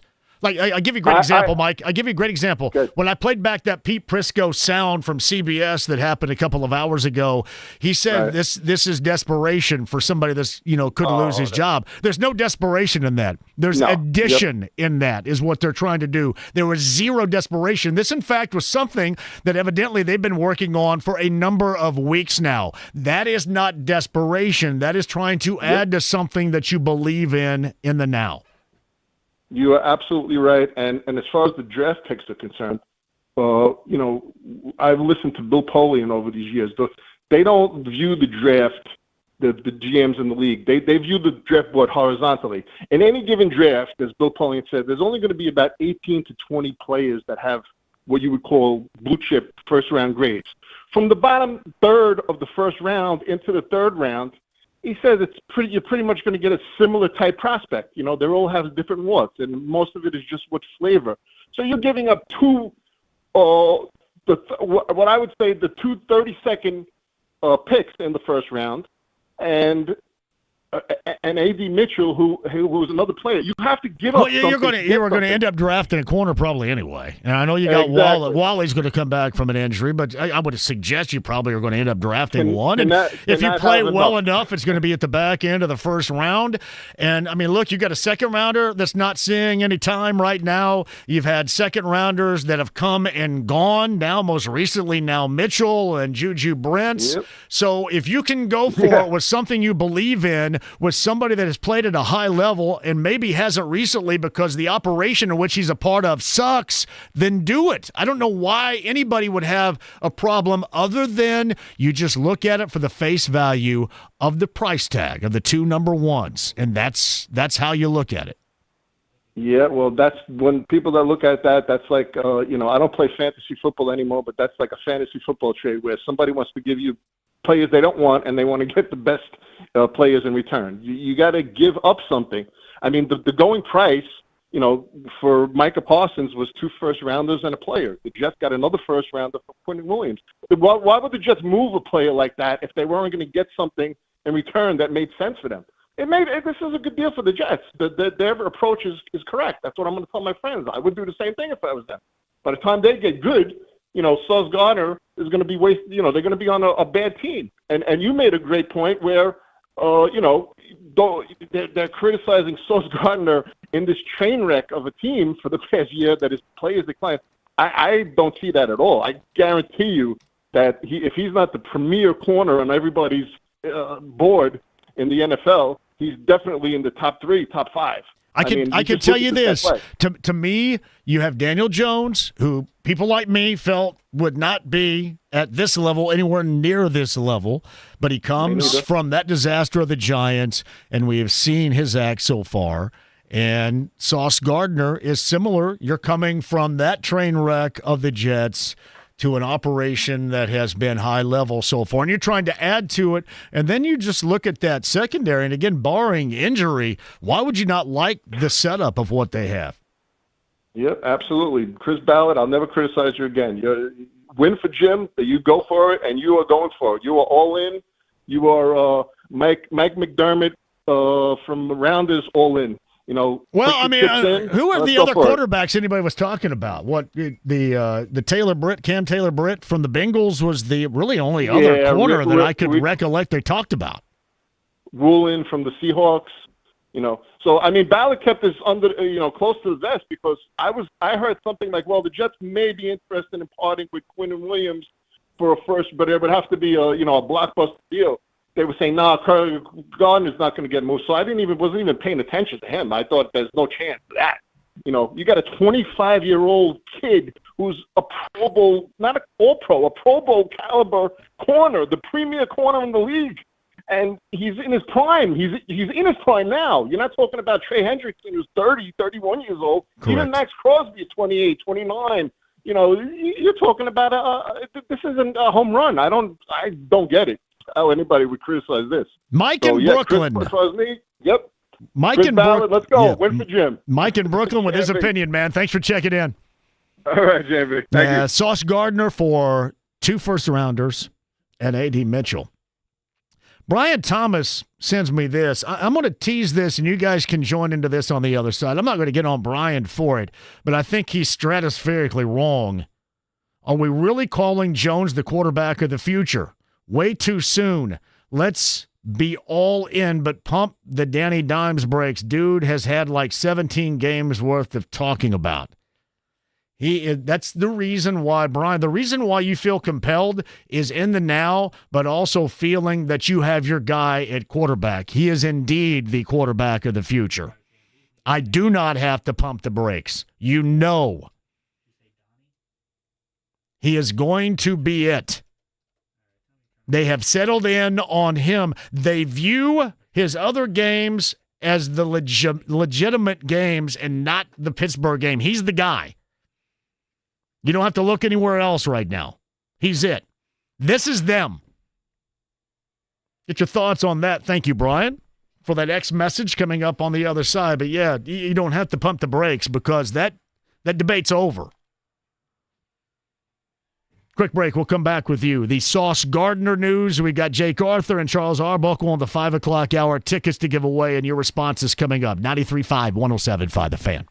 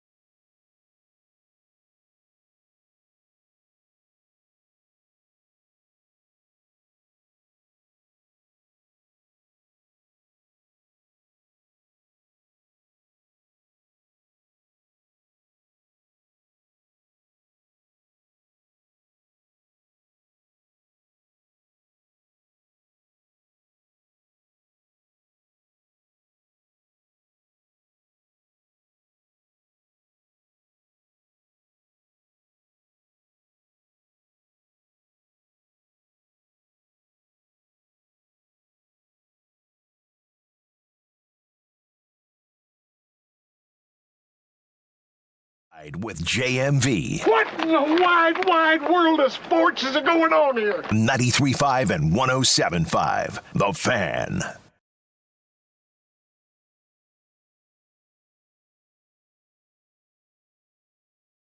All right, we got some OAR tickets to give away. I believe that's in September of 2026. Number 9. Actually, check that. Let's do the text line. I'm going to work you out with these OAR tickets. I normally go with 30. I'm going to do number 20 right now. Number 20 at 317-239-1070. The text line. OAR September celebration at the Everwise Amphitheater downtown. Number 20, 317-239-1070. That is the text line, number 20. You get the free tickets on the road at the Bulldog, Broad Ripple, Larceny Bourbon Locks, Luna Azul Tequila Shots coming up on Thursday. Bud Light Blue Friday with Colts tickets to give away. We're back at Greenwood and the location of Twin Peaks. Bulldog, Broad Ripple Thursday, Twin Peaks, Greenwood Friday. Destination locations to join this show, especially now with the level of conversation we have. Sauce Gardner is a new member of the Colts. 2 first-rounders and A.D. Mitchell going to the Jets. The national-level NFL writers don't like it, feel the Colts got fleeced. Locally, I think most of us are thrilled. At least I'm thrilled. And we'll see what happens with Sauce Gardner. Colts on the road against the Falcons in Berlin, Germany, coming up on Sunday. The Colts pregame huddle starts with me. Are you ready for this? At 6:30 in the morning, Sunday morning, following a robust JMV takeover from 6 until whenever we decide to stop. The all-request Saturday night / Sunday morning. All right, 239-1070 is that number. Let's go with the longest on hold is BTR. BTR's in the house. What's up, buddy? Hey, John. I'm just I reflect a lot of the thoughts you and Mike and Brooklyn had. National media, they're just looking at the icing on the cake. I look at the cake. That's the best part of it. 2 questions on Sauce, I guess. What's his health been? And actually, 2 first-rounders isn't bad because the Colts are good right now. And what are they going to get? What, mid-late 20s for first-round draft picks if we sustain? And, Well, I will tell you this, BTR. I suggest I'm going with it right now because it was clear that was a need, and you've been working on that for a number of weeks, and you're probably going to draft a cornerback with one of those selections at some point anyway, I would imagine, and it all works out great the further you go. So if you legitimize yourself even more, make this team better, then all this conversation about the fleecing nationally of trading 2 first-rounders goes away. Hey, we may have revisionist history, BTR, one of these days and have to say, well, look what happened and look what that player turned into. But I don't give a damn about what happens further down the road. I care about what happens right now and what happens in taking full advantage of this season, as I think everybody else might around here. So it makes perfectly good sense to me. I don't care. Well, I don't think this season's going to be it. Like I say, the 2 first-round draft picks, what are they going to get, at late first round? They'll trade them away, and what's their history of first-round picks? They become. Well, I know you got a lot of second-rounders and 1 second-round corner locally that no longer plays here, and you've got a second-rounder that doesn't get any time right now. Like I said, BTR, we're on the same page, and thank you for the call, brother. I just want to see them take advantage of the now. And I've talked up this trade deadline and how I wasn't going to hold my breath. They were going to make a move, and this was even a larger move than I thought. This is a big damn deal to try to get better and to try to make things better right now. Not waiting around, not talking about next year or building a team 3 years down the road or not trying to address this need to save your ass. Hey, listen, Chris Ballard and company easily could have been canned 3 years ago. This was not a desperate move. This was a move in the moment to get better, and there's not a damn thing wrong with that. Jake Arthur on the other side, Charles Arbuckle coming up at the bottom of the hour, and the spreadability of Win Schuler's cheese in your home for our snacking elite level coming up later on tonight. You got a lot of basketball, Boilermakers in action tonight. You've got some NBA action, NBA and the Pacers tomorrow. Your football still going on. The spreadability of Win Schuler's has to be there. Original sharp cheddar, bacon and cheddar, and jalapeno pepper. Win Schuler's spreadability, you can find that at Neiman's Harvest Market, Meyer locations, and Gordon's Food Service. The spreadability of Win Schuler's. Grab it today.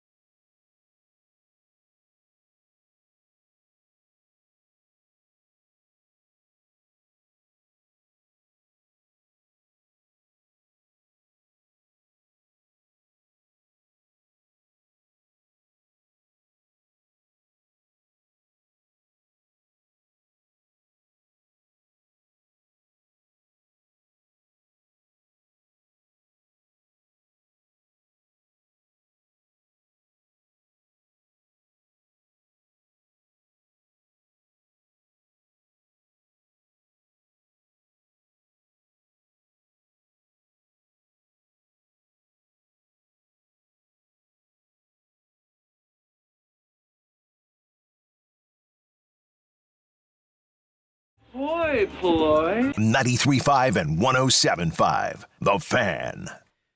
Charles Arbuckle, bottom of the hour, former Colts tight end, Colts Radio Network. Rick Venturi a little bit earlier for his assessment, of which he had mentioned to us a couple of different times he actually signed off on, Sauce Gardner. That's the fat picture of me all of a sudden popped up there again.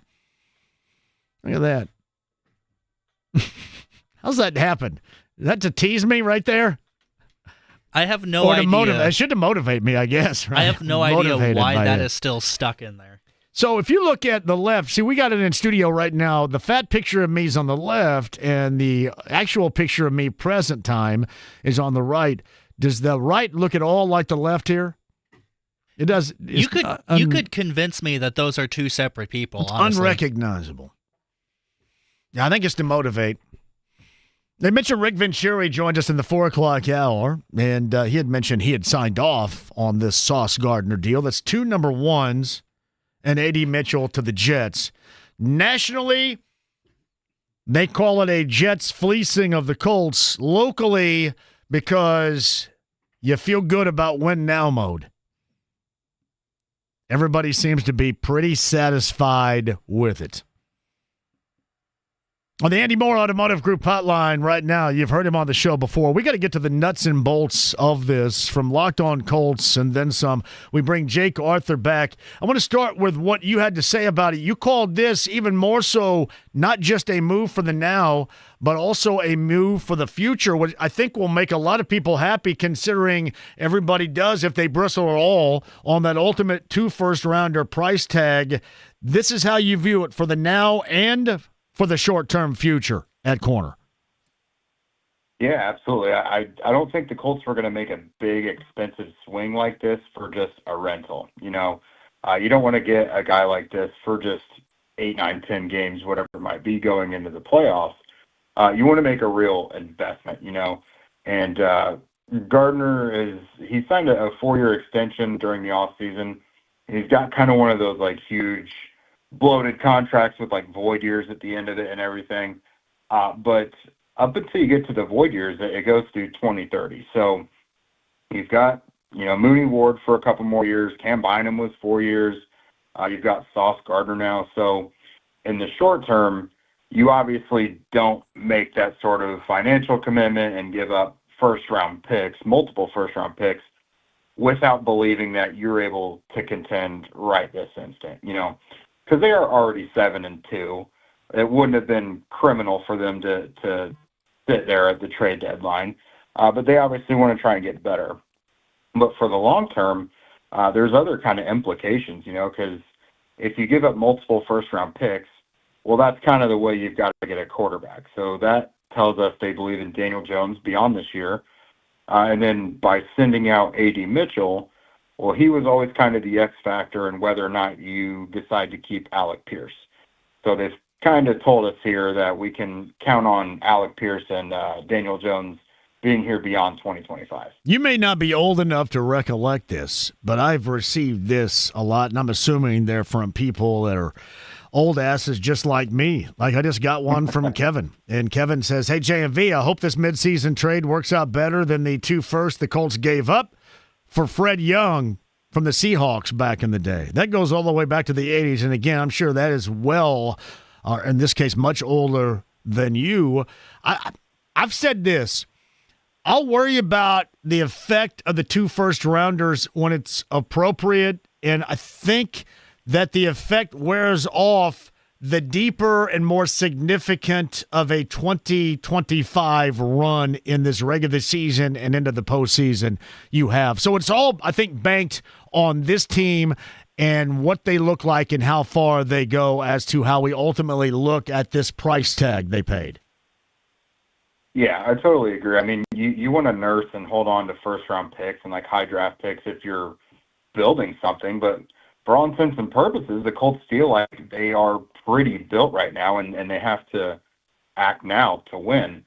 I mean, if you look around the league, I know some people are maybe thinking this is too expensive, but this is what you see the Eagles do. This is what you see the Chiefs do. Like, this is how those good teams take another bump in performance to make themselves Super Bowl contenders.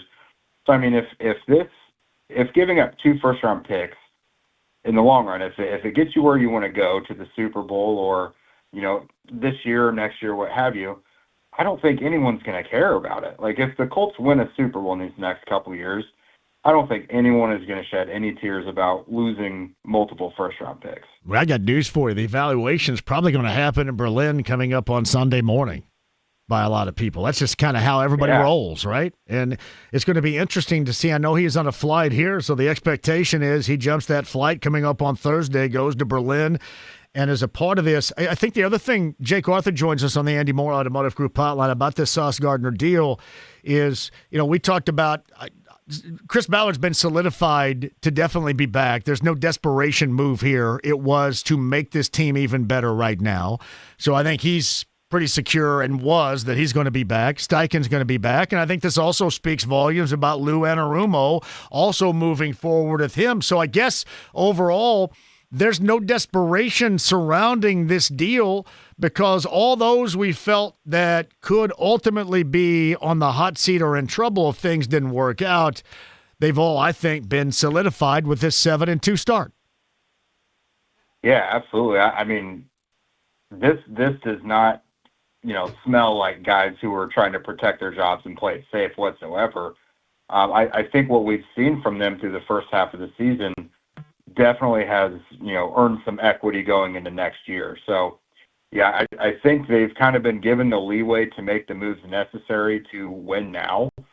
And, even if it doesn't work out, it's great to see the effort. I mentioned, teams like the Chiefs and Eagles do stuff like this. They're making the effort. And it certainly feels like they've been given the green light and, the certainty that, as long as you pay to play, there's nothing to worry about, So why is that question even there? That has been asked, and apparently his play has been from what you've decided to dive into over the course of this afternoon after the deal was made. Why are so many in New York pounding their chest and saying that the Jets fleeced the Colts with a guy still supposedly in his prime, a Pro Bowl caliber dude? Why do so many around New York believe him to be washed up, the cornerback that's being shipped to the Colts? Yeah, I mean, his play definitely hasn't been what it was the first couple years he was in the league. I mean, he was a first-team All-Pro, Pro Bowler each of the first 2 years, Rookie of the Year. But individual defensive players, it's very tough when not everything else is going on well around you. Those Jets defenses were elite when he was playing at an elite level too. And, they were a bit more competitive, but the Jets have been awful. They're never playing with a lead.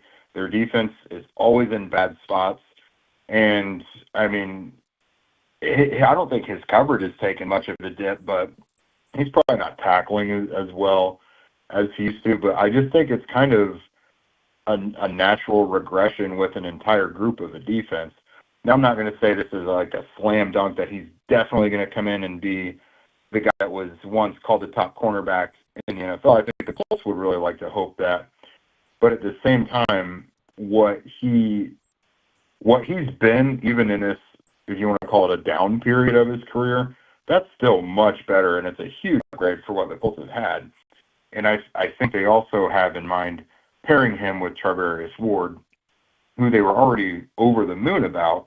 So you now have two cornerbacks who excel in press man coverage, and then Kenny Moore on the inside, and then the guys who just started a game for you, Mekhi Blackman and Jalen Jones. Those are like your fourth and fifth corners now. And then when you have really good coverage like that, it makes things much easier for the pass rush to get where they need to go. You can blitz more often now as well. So when you've got two guys now who really excel in man coverage, it's kind of got a trickle-down effect for the entire defense. It's Jake Arthur from Locked On Colts joining us after 5 with the deal the Colts made prior to the NFL trade deadline. Sauce Gardner to the Colts for 2 first-rounders and A.D. Mitchell. And Jake's on the Andy Moore Automotive Group hotline. You mentioned how that is going to have an effect on the back end of the defense, and certainly we expect that similar effect to the front of the defense, maybe getting there a little bit quicker because the protection is a little bit better. Now, again, this is all in an ideal world of health, especially getting Ward back. But when you look at the name recognition in the secondary and how it is capable of helping this team up front, who do you think up front this benefits maybe more than anybody else defensively for the Colts, if it works out according to their plans? Well, I definitely think it's the guys that are already kind of leading the charge, Latu and DeForest Buckner. Now, Latu has obviously turned it on a bit more, had a career-high 2.5 sacks. But what we've seen from him really is like a guy who wins his matchups, but they're not necessarily quick wins. Now, wide receivers have to take a little longer to get in and out of their breaks, and the quarterback can't get rid of the ball necessarily as quick as he used to. So guys like Latu who maybe need just a quick second longer to get to the quarterback, well, now, that time has been purchased for him to get there. So I definitely think we're going to see guys like Latu continue to increase their production. Buckner, I mean, you count on him each and every week. He's going to get his numbers. But yeah, I definitely think Latu and Buckner are huge beneficiaries of this. But also the linebackers who you never want to, like these guys, counting on them in coverage has been kind of an issue. But now, rather than using them in coverage, you could probably use them to blitz more often as well. So you could see guys like Zaire Franklin that with their pressure numbers and their sack numbers start to increase a little bit. So Jake Arthur, he is on the Andy Moore Automotive Group hotline. Any panic buttons pressed for you in that loss in Pittsburgh on Sunday? I mean, I definitely think it brings to mind stuff you have to pay attention to. Like, it was just like a complete, I think, unit failure of the offensive line. It felt like pretty much everyone took it on the chin on that offensive line. But even with Daniel Jones, like we've seen him get pressured so far this year, but be able to maybe escape it a little bit or not make the critical mistake.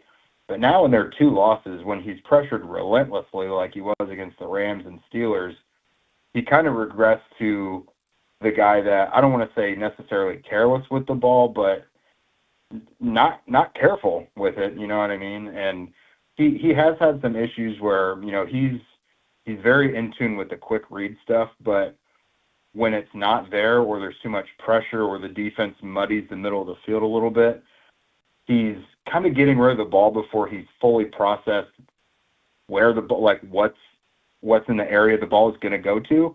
And you saw that like with the Peyton Wilson interception, for example.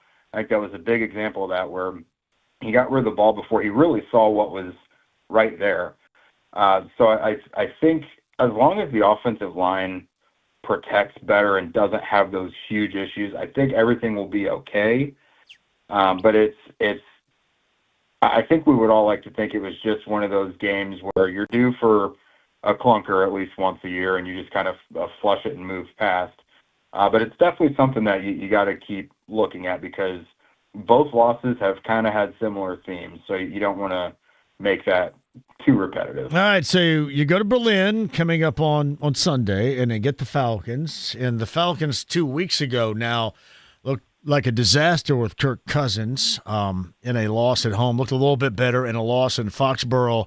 Matchup with the Falcons and the Colts, and obviously the running attack is what jumps off the page with the Falcons, and the Colts trying to get, as you mentioned, off of that loss in Pittsburgh, back on track, but having to travel a long way to do so.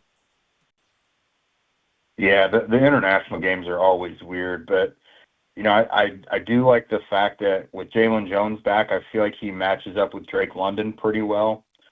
And then Bijan Robinson, he's one of those guys where, yeah, it sounds great to know that you got to contain him, but that's kind of up to him if you're going to contain him or not. I do like the Colts' run defense better with Jermaine Pratt in there. I think that's been a big boost. I thought overall they did awesome against the run against the Steelers.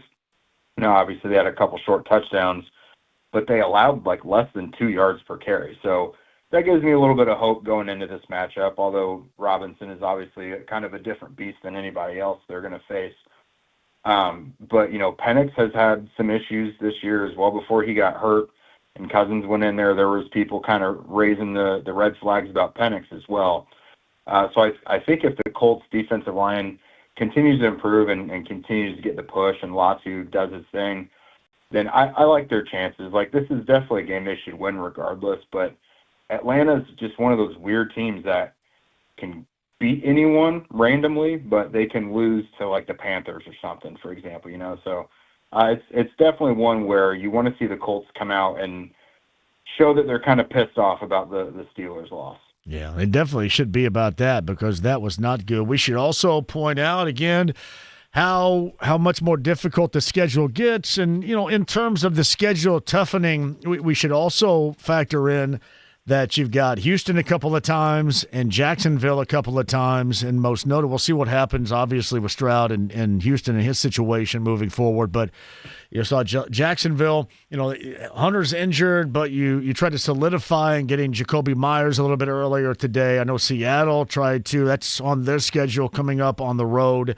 is trying to put themselves in place atop the NFC as well. So Kansas City, old hat with what they do coming off the bye week offensively.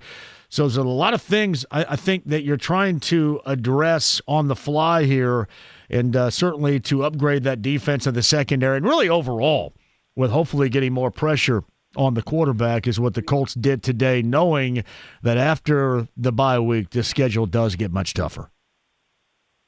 Yeah, no, the schedule in this back half is a lot more daunting than it was before. But, I mean, the good news is they built up a 7-2 cushion, and they probably only need to squeak out a few more wins to lock in a playoff spot. But at the same time, this today was a move. As long as it works out even decently well, I think it's a move that really matches them up with the rest of the AFC. Because any contender in the AFC that's not, the Bills, the Chiefs, or the Ravens, they know that you have to do something to compete with Mahomes, Allen, and Lamar Jackson. The Colts offense has obviously, for the most part, been incredible and very, very efficient in scoring this year. But now with the defense, you add a guy in Sauce Gardner to pair up with Mooney Ward, and you've now got a defense that you're not just banking on a shootout with those quarterbacks. Now you kind of have a defense that can combat them a little bit, and it allows Lou Anarumo the flexibility to kind of, get confusing for the quarterbacks with his coverages and what he's going to do. So Jake Arthur, Locked On Colts, with us and talking about the Sauce Gardner deal before the trade deadline for the Colts. He's on the Andy Moore Automotive Group hotline. His latest is up there, Lock On Colts, and wherever you get your Colts coverage, you can check out Jake. Man, I appreciate that very much. It was great to see you in the press box a couple of weeks ago, and it'll be a while before we cross paths again, I'm sure, in the press box, but we'll see you then, brother. Thank you. Absolutely. I appreciate you having me. Jake Arthur on the Eddie Moore Automotive Group hotline right there. So it is indeed Sauce Gardner to the Colts. We'll continue to get your thoughts. I've worked out a little bit of time, I think, to take your calls at 239-1070. With this news today, we have certainly backed off on a lot of you asking me about the return of Miles Turner last night. The Pacers lose Giannis with that turnaround jumper at the horn to give the Bucks the win. The Pacers lose a couple more to injury. Both Quentin Jackson and Johnny Furphy going out. I know that Andrew Nembhard was doing on-the-court work, so hopefully in the not-too-distant future for his return, but Matherin still not, so you wonder about that. And then obviously the booing of Miles Turner. And listen, I've hit that both on X and then a little bit earlier today. The whys, the reasons behind it, and trying to get you to understand. I don't want you to understand. You had every right, if you wanted to boot. Miles put him in that situation. And even me understanding that if you go through something that has pissed you off in the past and you kind of carry that as a grudge, I get that. Or then you move in the offseason to get paid more money, I understand that. But for my favorite team of all time, to suggest their lack of competitiveness moving forward, that was solidified again last night, even in a loss. Because you got guys out there playing at the Hyper 2 days ago. And now they're out there playing in crunch time of an NBA game. And the fact that he didn't say things or suggest he didn't say things that a lot of the media kind of spins or twists, there was no spinning or twisting, and especially from me. I understand you're mad. You wanted to stay. The Pacers' objective clearly changed at the 7-minute mark of the first quarter of Game 7 of the NBA Finals. You blame everything on the front office, and you move on and let these guys try to celebrate you with a video. And again, Miles, unfortunately for him, wore last night a lot of what he created in the last 4 months. Get back to that in a second. I owe you guys some calls right now at 239-1070. Todd is up next on line 2. Todd, welcome to the show. How are you? Hello, Todd. I'm here. Todd, are you there? Carl, are you with us? Yes. Hello, Carl. How are you doing today? Carl, I couldn't be better. Thank you for asking. Very kind. I hear you. Hey, I wanted to talk about, you're talking about the media. And the reason they're saying it's a bad deal is because they're all East Coast, West Coast. They don't even respect the Midwest at all. And, this is a great deal for the Colts, and I just think it's going to make a big difference for the rest of the year. Carl, thank you for the call. Here's my opinion as to why they don't like the deal. And they're saying the Colts got fleeced. And it has nothing to do with the geographical nature of Carl's take. It is the price tag combined with the effect and impact he has had on a really bad Jets team recently. And it's also that third prong is the lack of belief in this Colts team, which certainly, if you were a non-believer, was solidified on Sunday with the way they played in Pittsburgh. It's also a group that really hasn't paid a lot of attention to the Colts. Because you can't go out and say, well, this is a desperate move from a general manager who is, trying to do things to save his job. His job has been saved. The coach's job is saved. The defensive coordinator's gig is saved. As I sit here and talk to you right now at 7-2, they're saved. There was nothing about this being desperation. It's everything about them doing something that they haven't been able to do or decided not to do in the past, and that is make a major move at the trade deadline because they're 7-2 and they want to be better. And it's also how they acted during free agency, taking a different path and bringing in Ward and bringing in Bynum. This is just the new opinion on this team in the moment with Chris Ballard, and it doesn't reek of desperation. It's really everything but. Back to your calls coming up on the other side, and our good friend Charles Arbuckle is going to join us as well. Get back to my thoughts on this. The Colts going on the road. Their flight leaves, I believe, for Berlin on Thursday. Colts pregame huddle, 6:30 on Sunday morning. Get you started. 6:30 Sunday morning. Sauce Gardner, now a member of the Colts. 2 first-rounders, and A.D. Mitchell going to the Jets. More discussion on that. Again, Charles Arbuckle, bottom of the hour. Your calls and more, 239-1070 on 93.5 and 107.5 The Fan.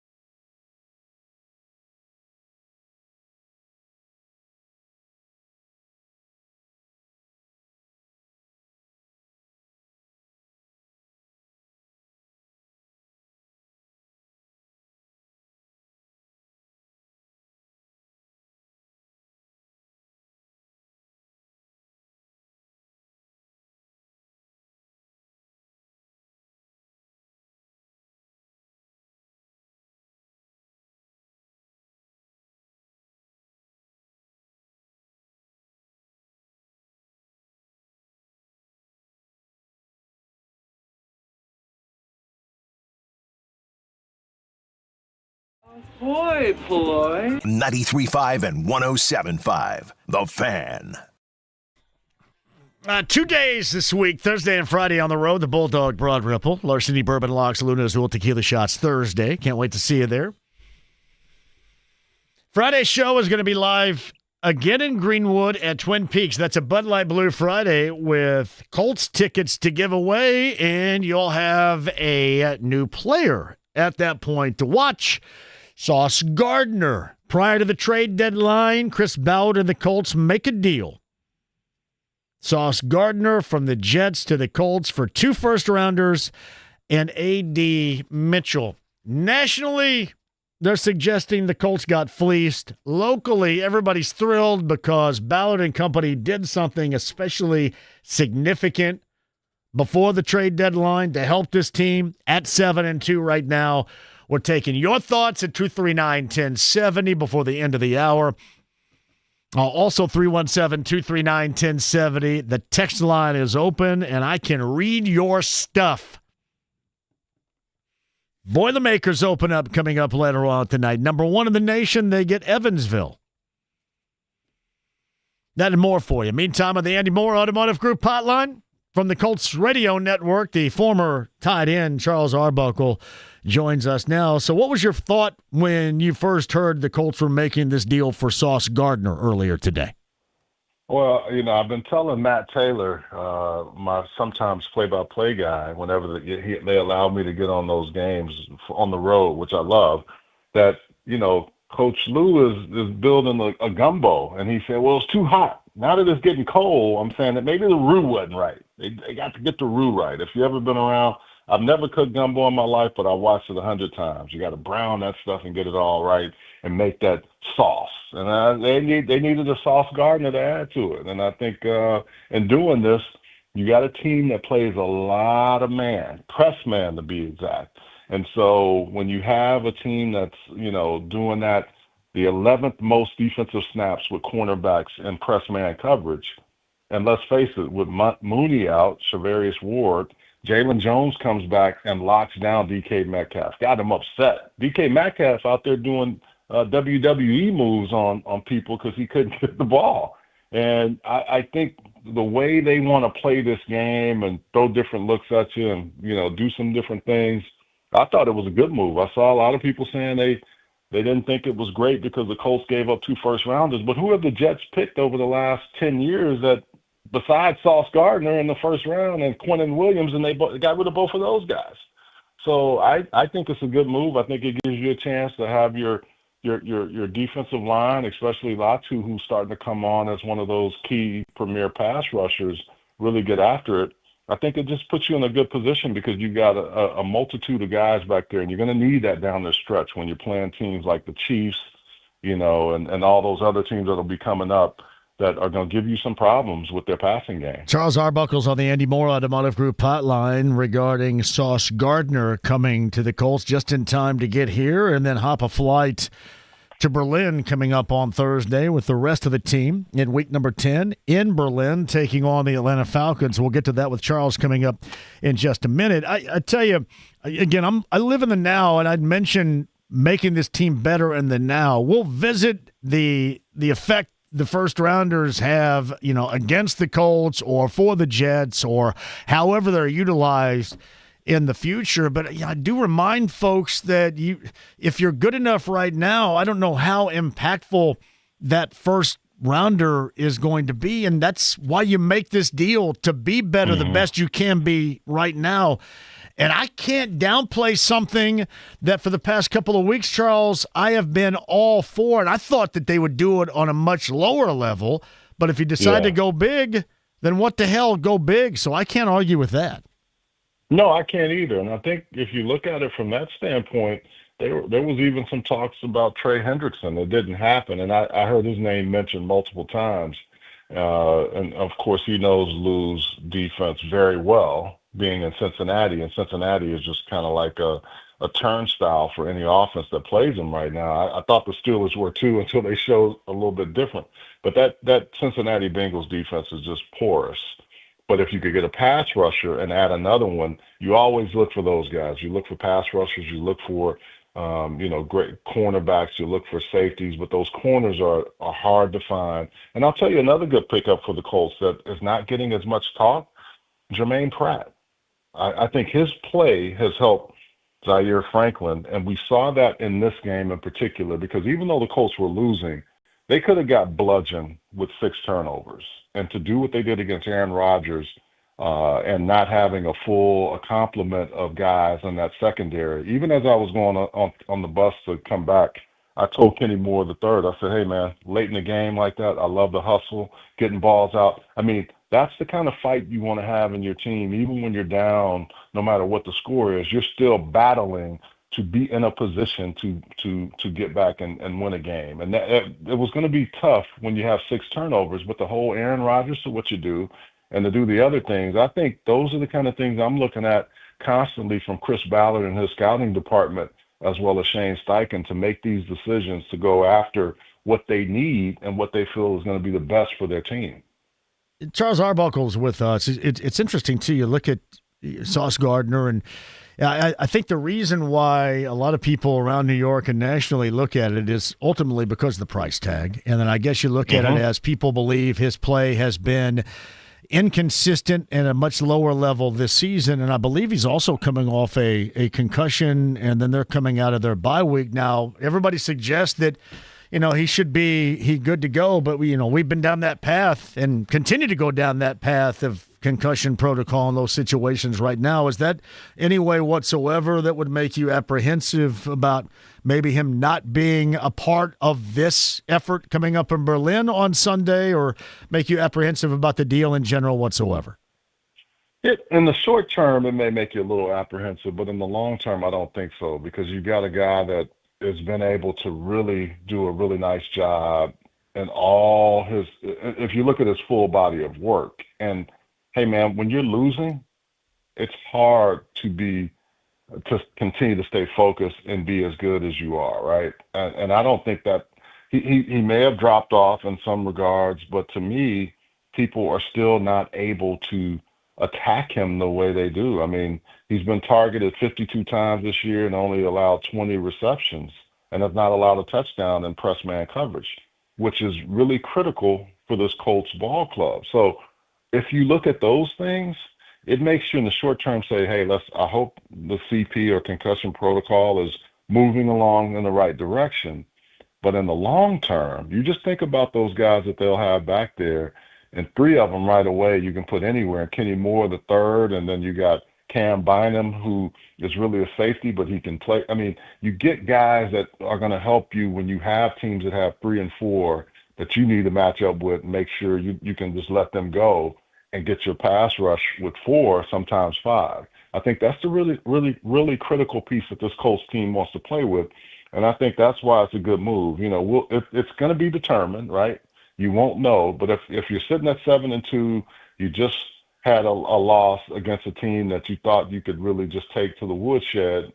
They showed you something different. It's going to be the same thing with Atlanta. Atlanta lost by 1 and probably should have won that game, and they've been so inconsistent. So now you got to just kind of figure out, how do I go to Berlin, get this win, get the bye, and then be ready for the Chiefs right after that. Well, and much like the Steelers, Atlanta, their game prior to New England, they were an absolute mess, disaster, and that's what the Steelers were in the second half against Green Bay on Sunday night, and we saw their act.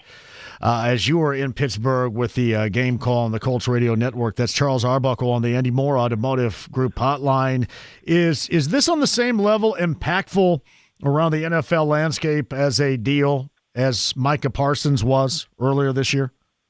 I don't know if it's quite at that level, because I don't think Sauce has made it to that level. But I do think from a team perspective, it has to be something that they're cheering. I mean, you could just see everybody excited about it. You could see the social media prompts. And let's say this too. You also move A.D. Mitchell, who was a guy that everybody was high on, hasn't played to the level that he needed to. I think he's still going to have an opportunity to find a place and be in a good spot, because he's got a lot of talent. But then, to me, it also allows you to say, what have the Colts been talking about since training camp? We want to win now. So I think they did what they talked about since, July.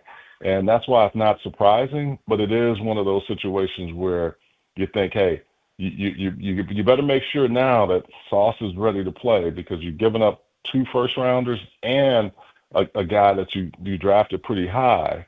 But I do think this is something that says right now this is where we want to be and this is what we need to do. Well, you prioritize yourself not just getting into the postseason, but being a major AFC player in the postseason with this. I mean, I think that, Charles, in closing, it's been viewed by many as a desperation move. But I don't view this as desperation because I think those that have decided to make this move, made this decision, have been now re-solidified in their positions here, meaning they're not going anywhere. Plus, I think you're now solidified in who you believe is going to be your future quarterback in Daniel Jones. Thus, it compelled you to live in the moment and go with this 7-2 mark and believe in this team and help it out as best you can prior to the trade deadline, which I think makes sense to most of us around Indy right now. I think so, and I think you also have to look at who was he college teammates with. A guy that I told you a few years ago, I thought the Colts, it was funny. Remember they drafted Pittman and then Pierce. I can't remember the year separations, but as those guys were coming out, those were the guys. Sauce Gardner and Alec Pierce practiced against each other for 3 years. So to me, when you have that kind of concept and understanding of guys, look at what Alec Pierce has been able to do in his career. He's a key component, not just a deep threat anymore, but a guy that can make plays. I think you're getting something in Sauce Gardner, and he's coming to a team to get away from the losing, and losing is bad, JMV. When you lose, it just sucks. When you win, you can see the difference, and I think these guys have understood enough of winning this year that they want to get back to that. And I think when you pick up a key competitor like Sauce Gardner, it only is going to help you do that. But and certainly their approach to free agency and to a deal like this has changed drastically over the past year. We saw that earlier this year as we went through the spring and what they did in free agency. And, after this start, you fully expected that. And again, all this has been just, I think, a product ultimately of finding that quarterback and that quarterback you believe in, even if that quarterback didn't play well last week in Pittsburgh, that quarterback you believe in for the longer-term future. Charles Arbuckle, Colts Radio Network. He is on the Andy Moore Automotive Group hotline. Charles, great job last week, man. We love checking in with you. Thank you for the input on this deal, and we'll catch up as the season, maybe even next week after they return from Berlin. How about that in the off week? That'll be great, man. And who could imagine, in '92 when I got to the Colts, we'd still be doing some of this, man. It's been fun. I keep telling Pete Ward and all those guys over there, you can get rid of me, but I'm going to keep coming back. I'm like bad bubble gum. We love it, man. We love having you on here. Thanks, Charles. All right, brother. Take care. Charles Arbuckle, Colts Radio Network on the Andy Moore Automotive Group hotline. Sauce Gardner. And a lot of, I just ask, with the whole concussion and then the off week. We'll see what happens in terms of the Colts leaving for Berlin coming up here on Thursday. We'll close it with you on the other side at 239-1070 regarding this major Colts news of the trade deadline day. That and more coming up. But right now, 50 in betting, 50 in dining on the line. You guys ready to go? Here it is, your Harrah's Hoosier Park race of the day.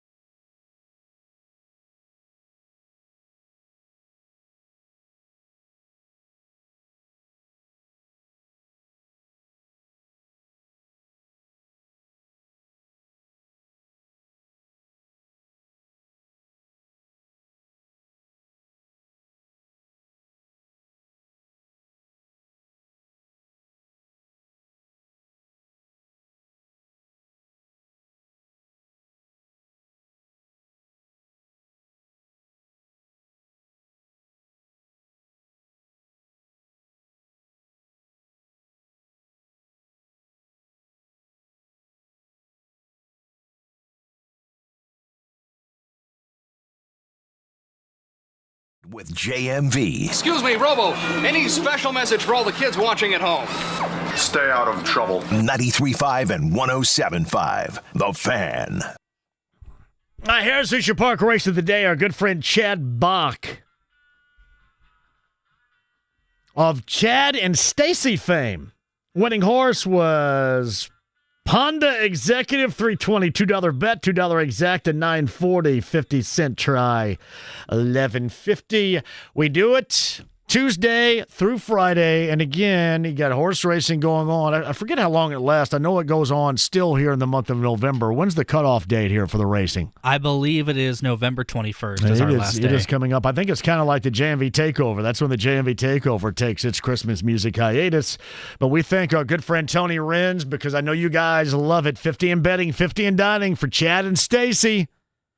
The Harrah's Hoosier Park race of the day. We'll roll it again tomorrow. The big news today, Sauce Gardner, a member of the Colts.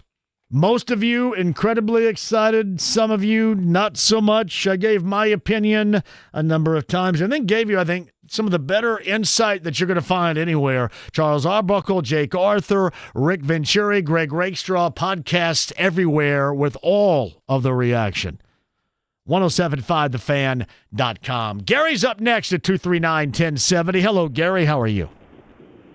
Hi, John. How are you? Gary, I'm great. Go ahead. Hey, I wanted to see what your thought was on, I've been listening to all the people nationally that have been saying that we gave up too much to get, Sauce Gardner. And kind of the way that I've been thinking about it is if this works out and, the Colts continue to play like they have been playing, they would be picking late in the first round anyway. And it wouldn't be such a significant wouldn't be giving up so much because they would be picking later in the first round anyway. Does that make sense? Yeah, and it all is going to be leaning on Sauce Gardner returning to what most hope would be who he was in his early career. And I think if he can be what he was, and again, you got to think about it in terms of, for example, Daniel Jones. I think it also, you can play to the level of those around you, and you can raise your game and the results and the production with a better operation around you. And I think that's a lot of the hope here, because if he can kind of return to form as he once was, Gary, you could be looking at one of the best secondaries in the NFL when you think about it. Ward comes back from injury. You've got Gardner, Jalen Jones as a backup there. You got Kenny Moore in the slot, and then Nick Cross and Cam Bynum at safety. I mean, that's a hell of a group right there in that secondary. But again, it's all kind of predicated on Gardner being who Gardner was earlier in his career and not what most people have viewed him to be most recently. Yeah, that's what I think. Like I said, if he plays like he had been playing previously, like I said, I think that our defense could be a monster, and like I said, those first round picks that we gave up, like I said, they're going to be later in the first round anyway, and they're not going to be. No, I get that. I get that too. Nobody's worried about first rounders this season right now. You're worried about making this team as best it can be right now. Right. I want to win now like everybody else does. I'm right there with you. Gary, anything else? No, sir. Thanks for taking my call. Yeah, I mean, I think most people would agree with that assessment. And listen, if I have to wear a loss further down the road in what, these first rounders turn into, then so be it. But I'm sure as hell not worried about that right now. And I can't sit here for 2 weeks and go, hey, shake my fist, you got to do something. And then they do something and they go, oh, well, hell, you shouldn't have done that. I don't mind it whatsoever. Win-Schuler spreadability. I love the spreadability Win-Schulers. You can find it your favorite Meijer locations, Gordon Food Service, and Neiman's Harvest Market. Original sharp cheddar bacon and cheddar and jalapeno pepper. You're thinking about elite-level snacking coming up later on tonight to watch the Boilermakers in Evansville? Indeed. Make it Win-Schulers. James, thank you very much. All the callers, the text line, AAA Membership Lounge via YouTube Live. You guys have been fantastic today. Greg Rakestraw, Jake Arthur, Charles Arbuckle, and Rick Venturi. All you need to know about Sauce Gardner, new to the Colts secondary. Podcast, 1075thefan.com. Back in studio with you tomorrow at 3. Everybody have a great night. 93.5 and 107.5 The Fan.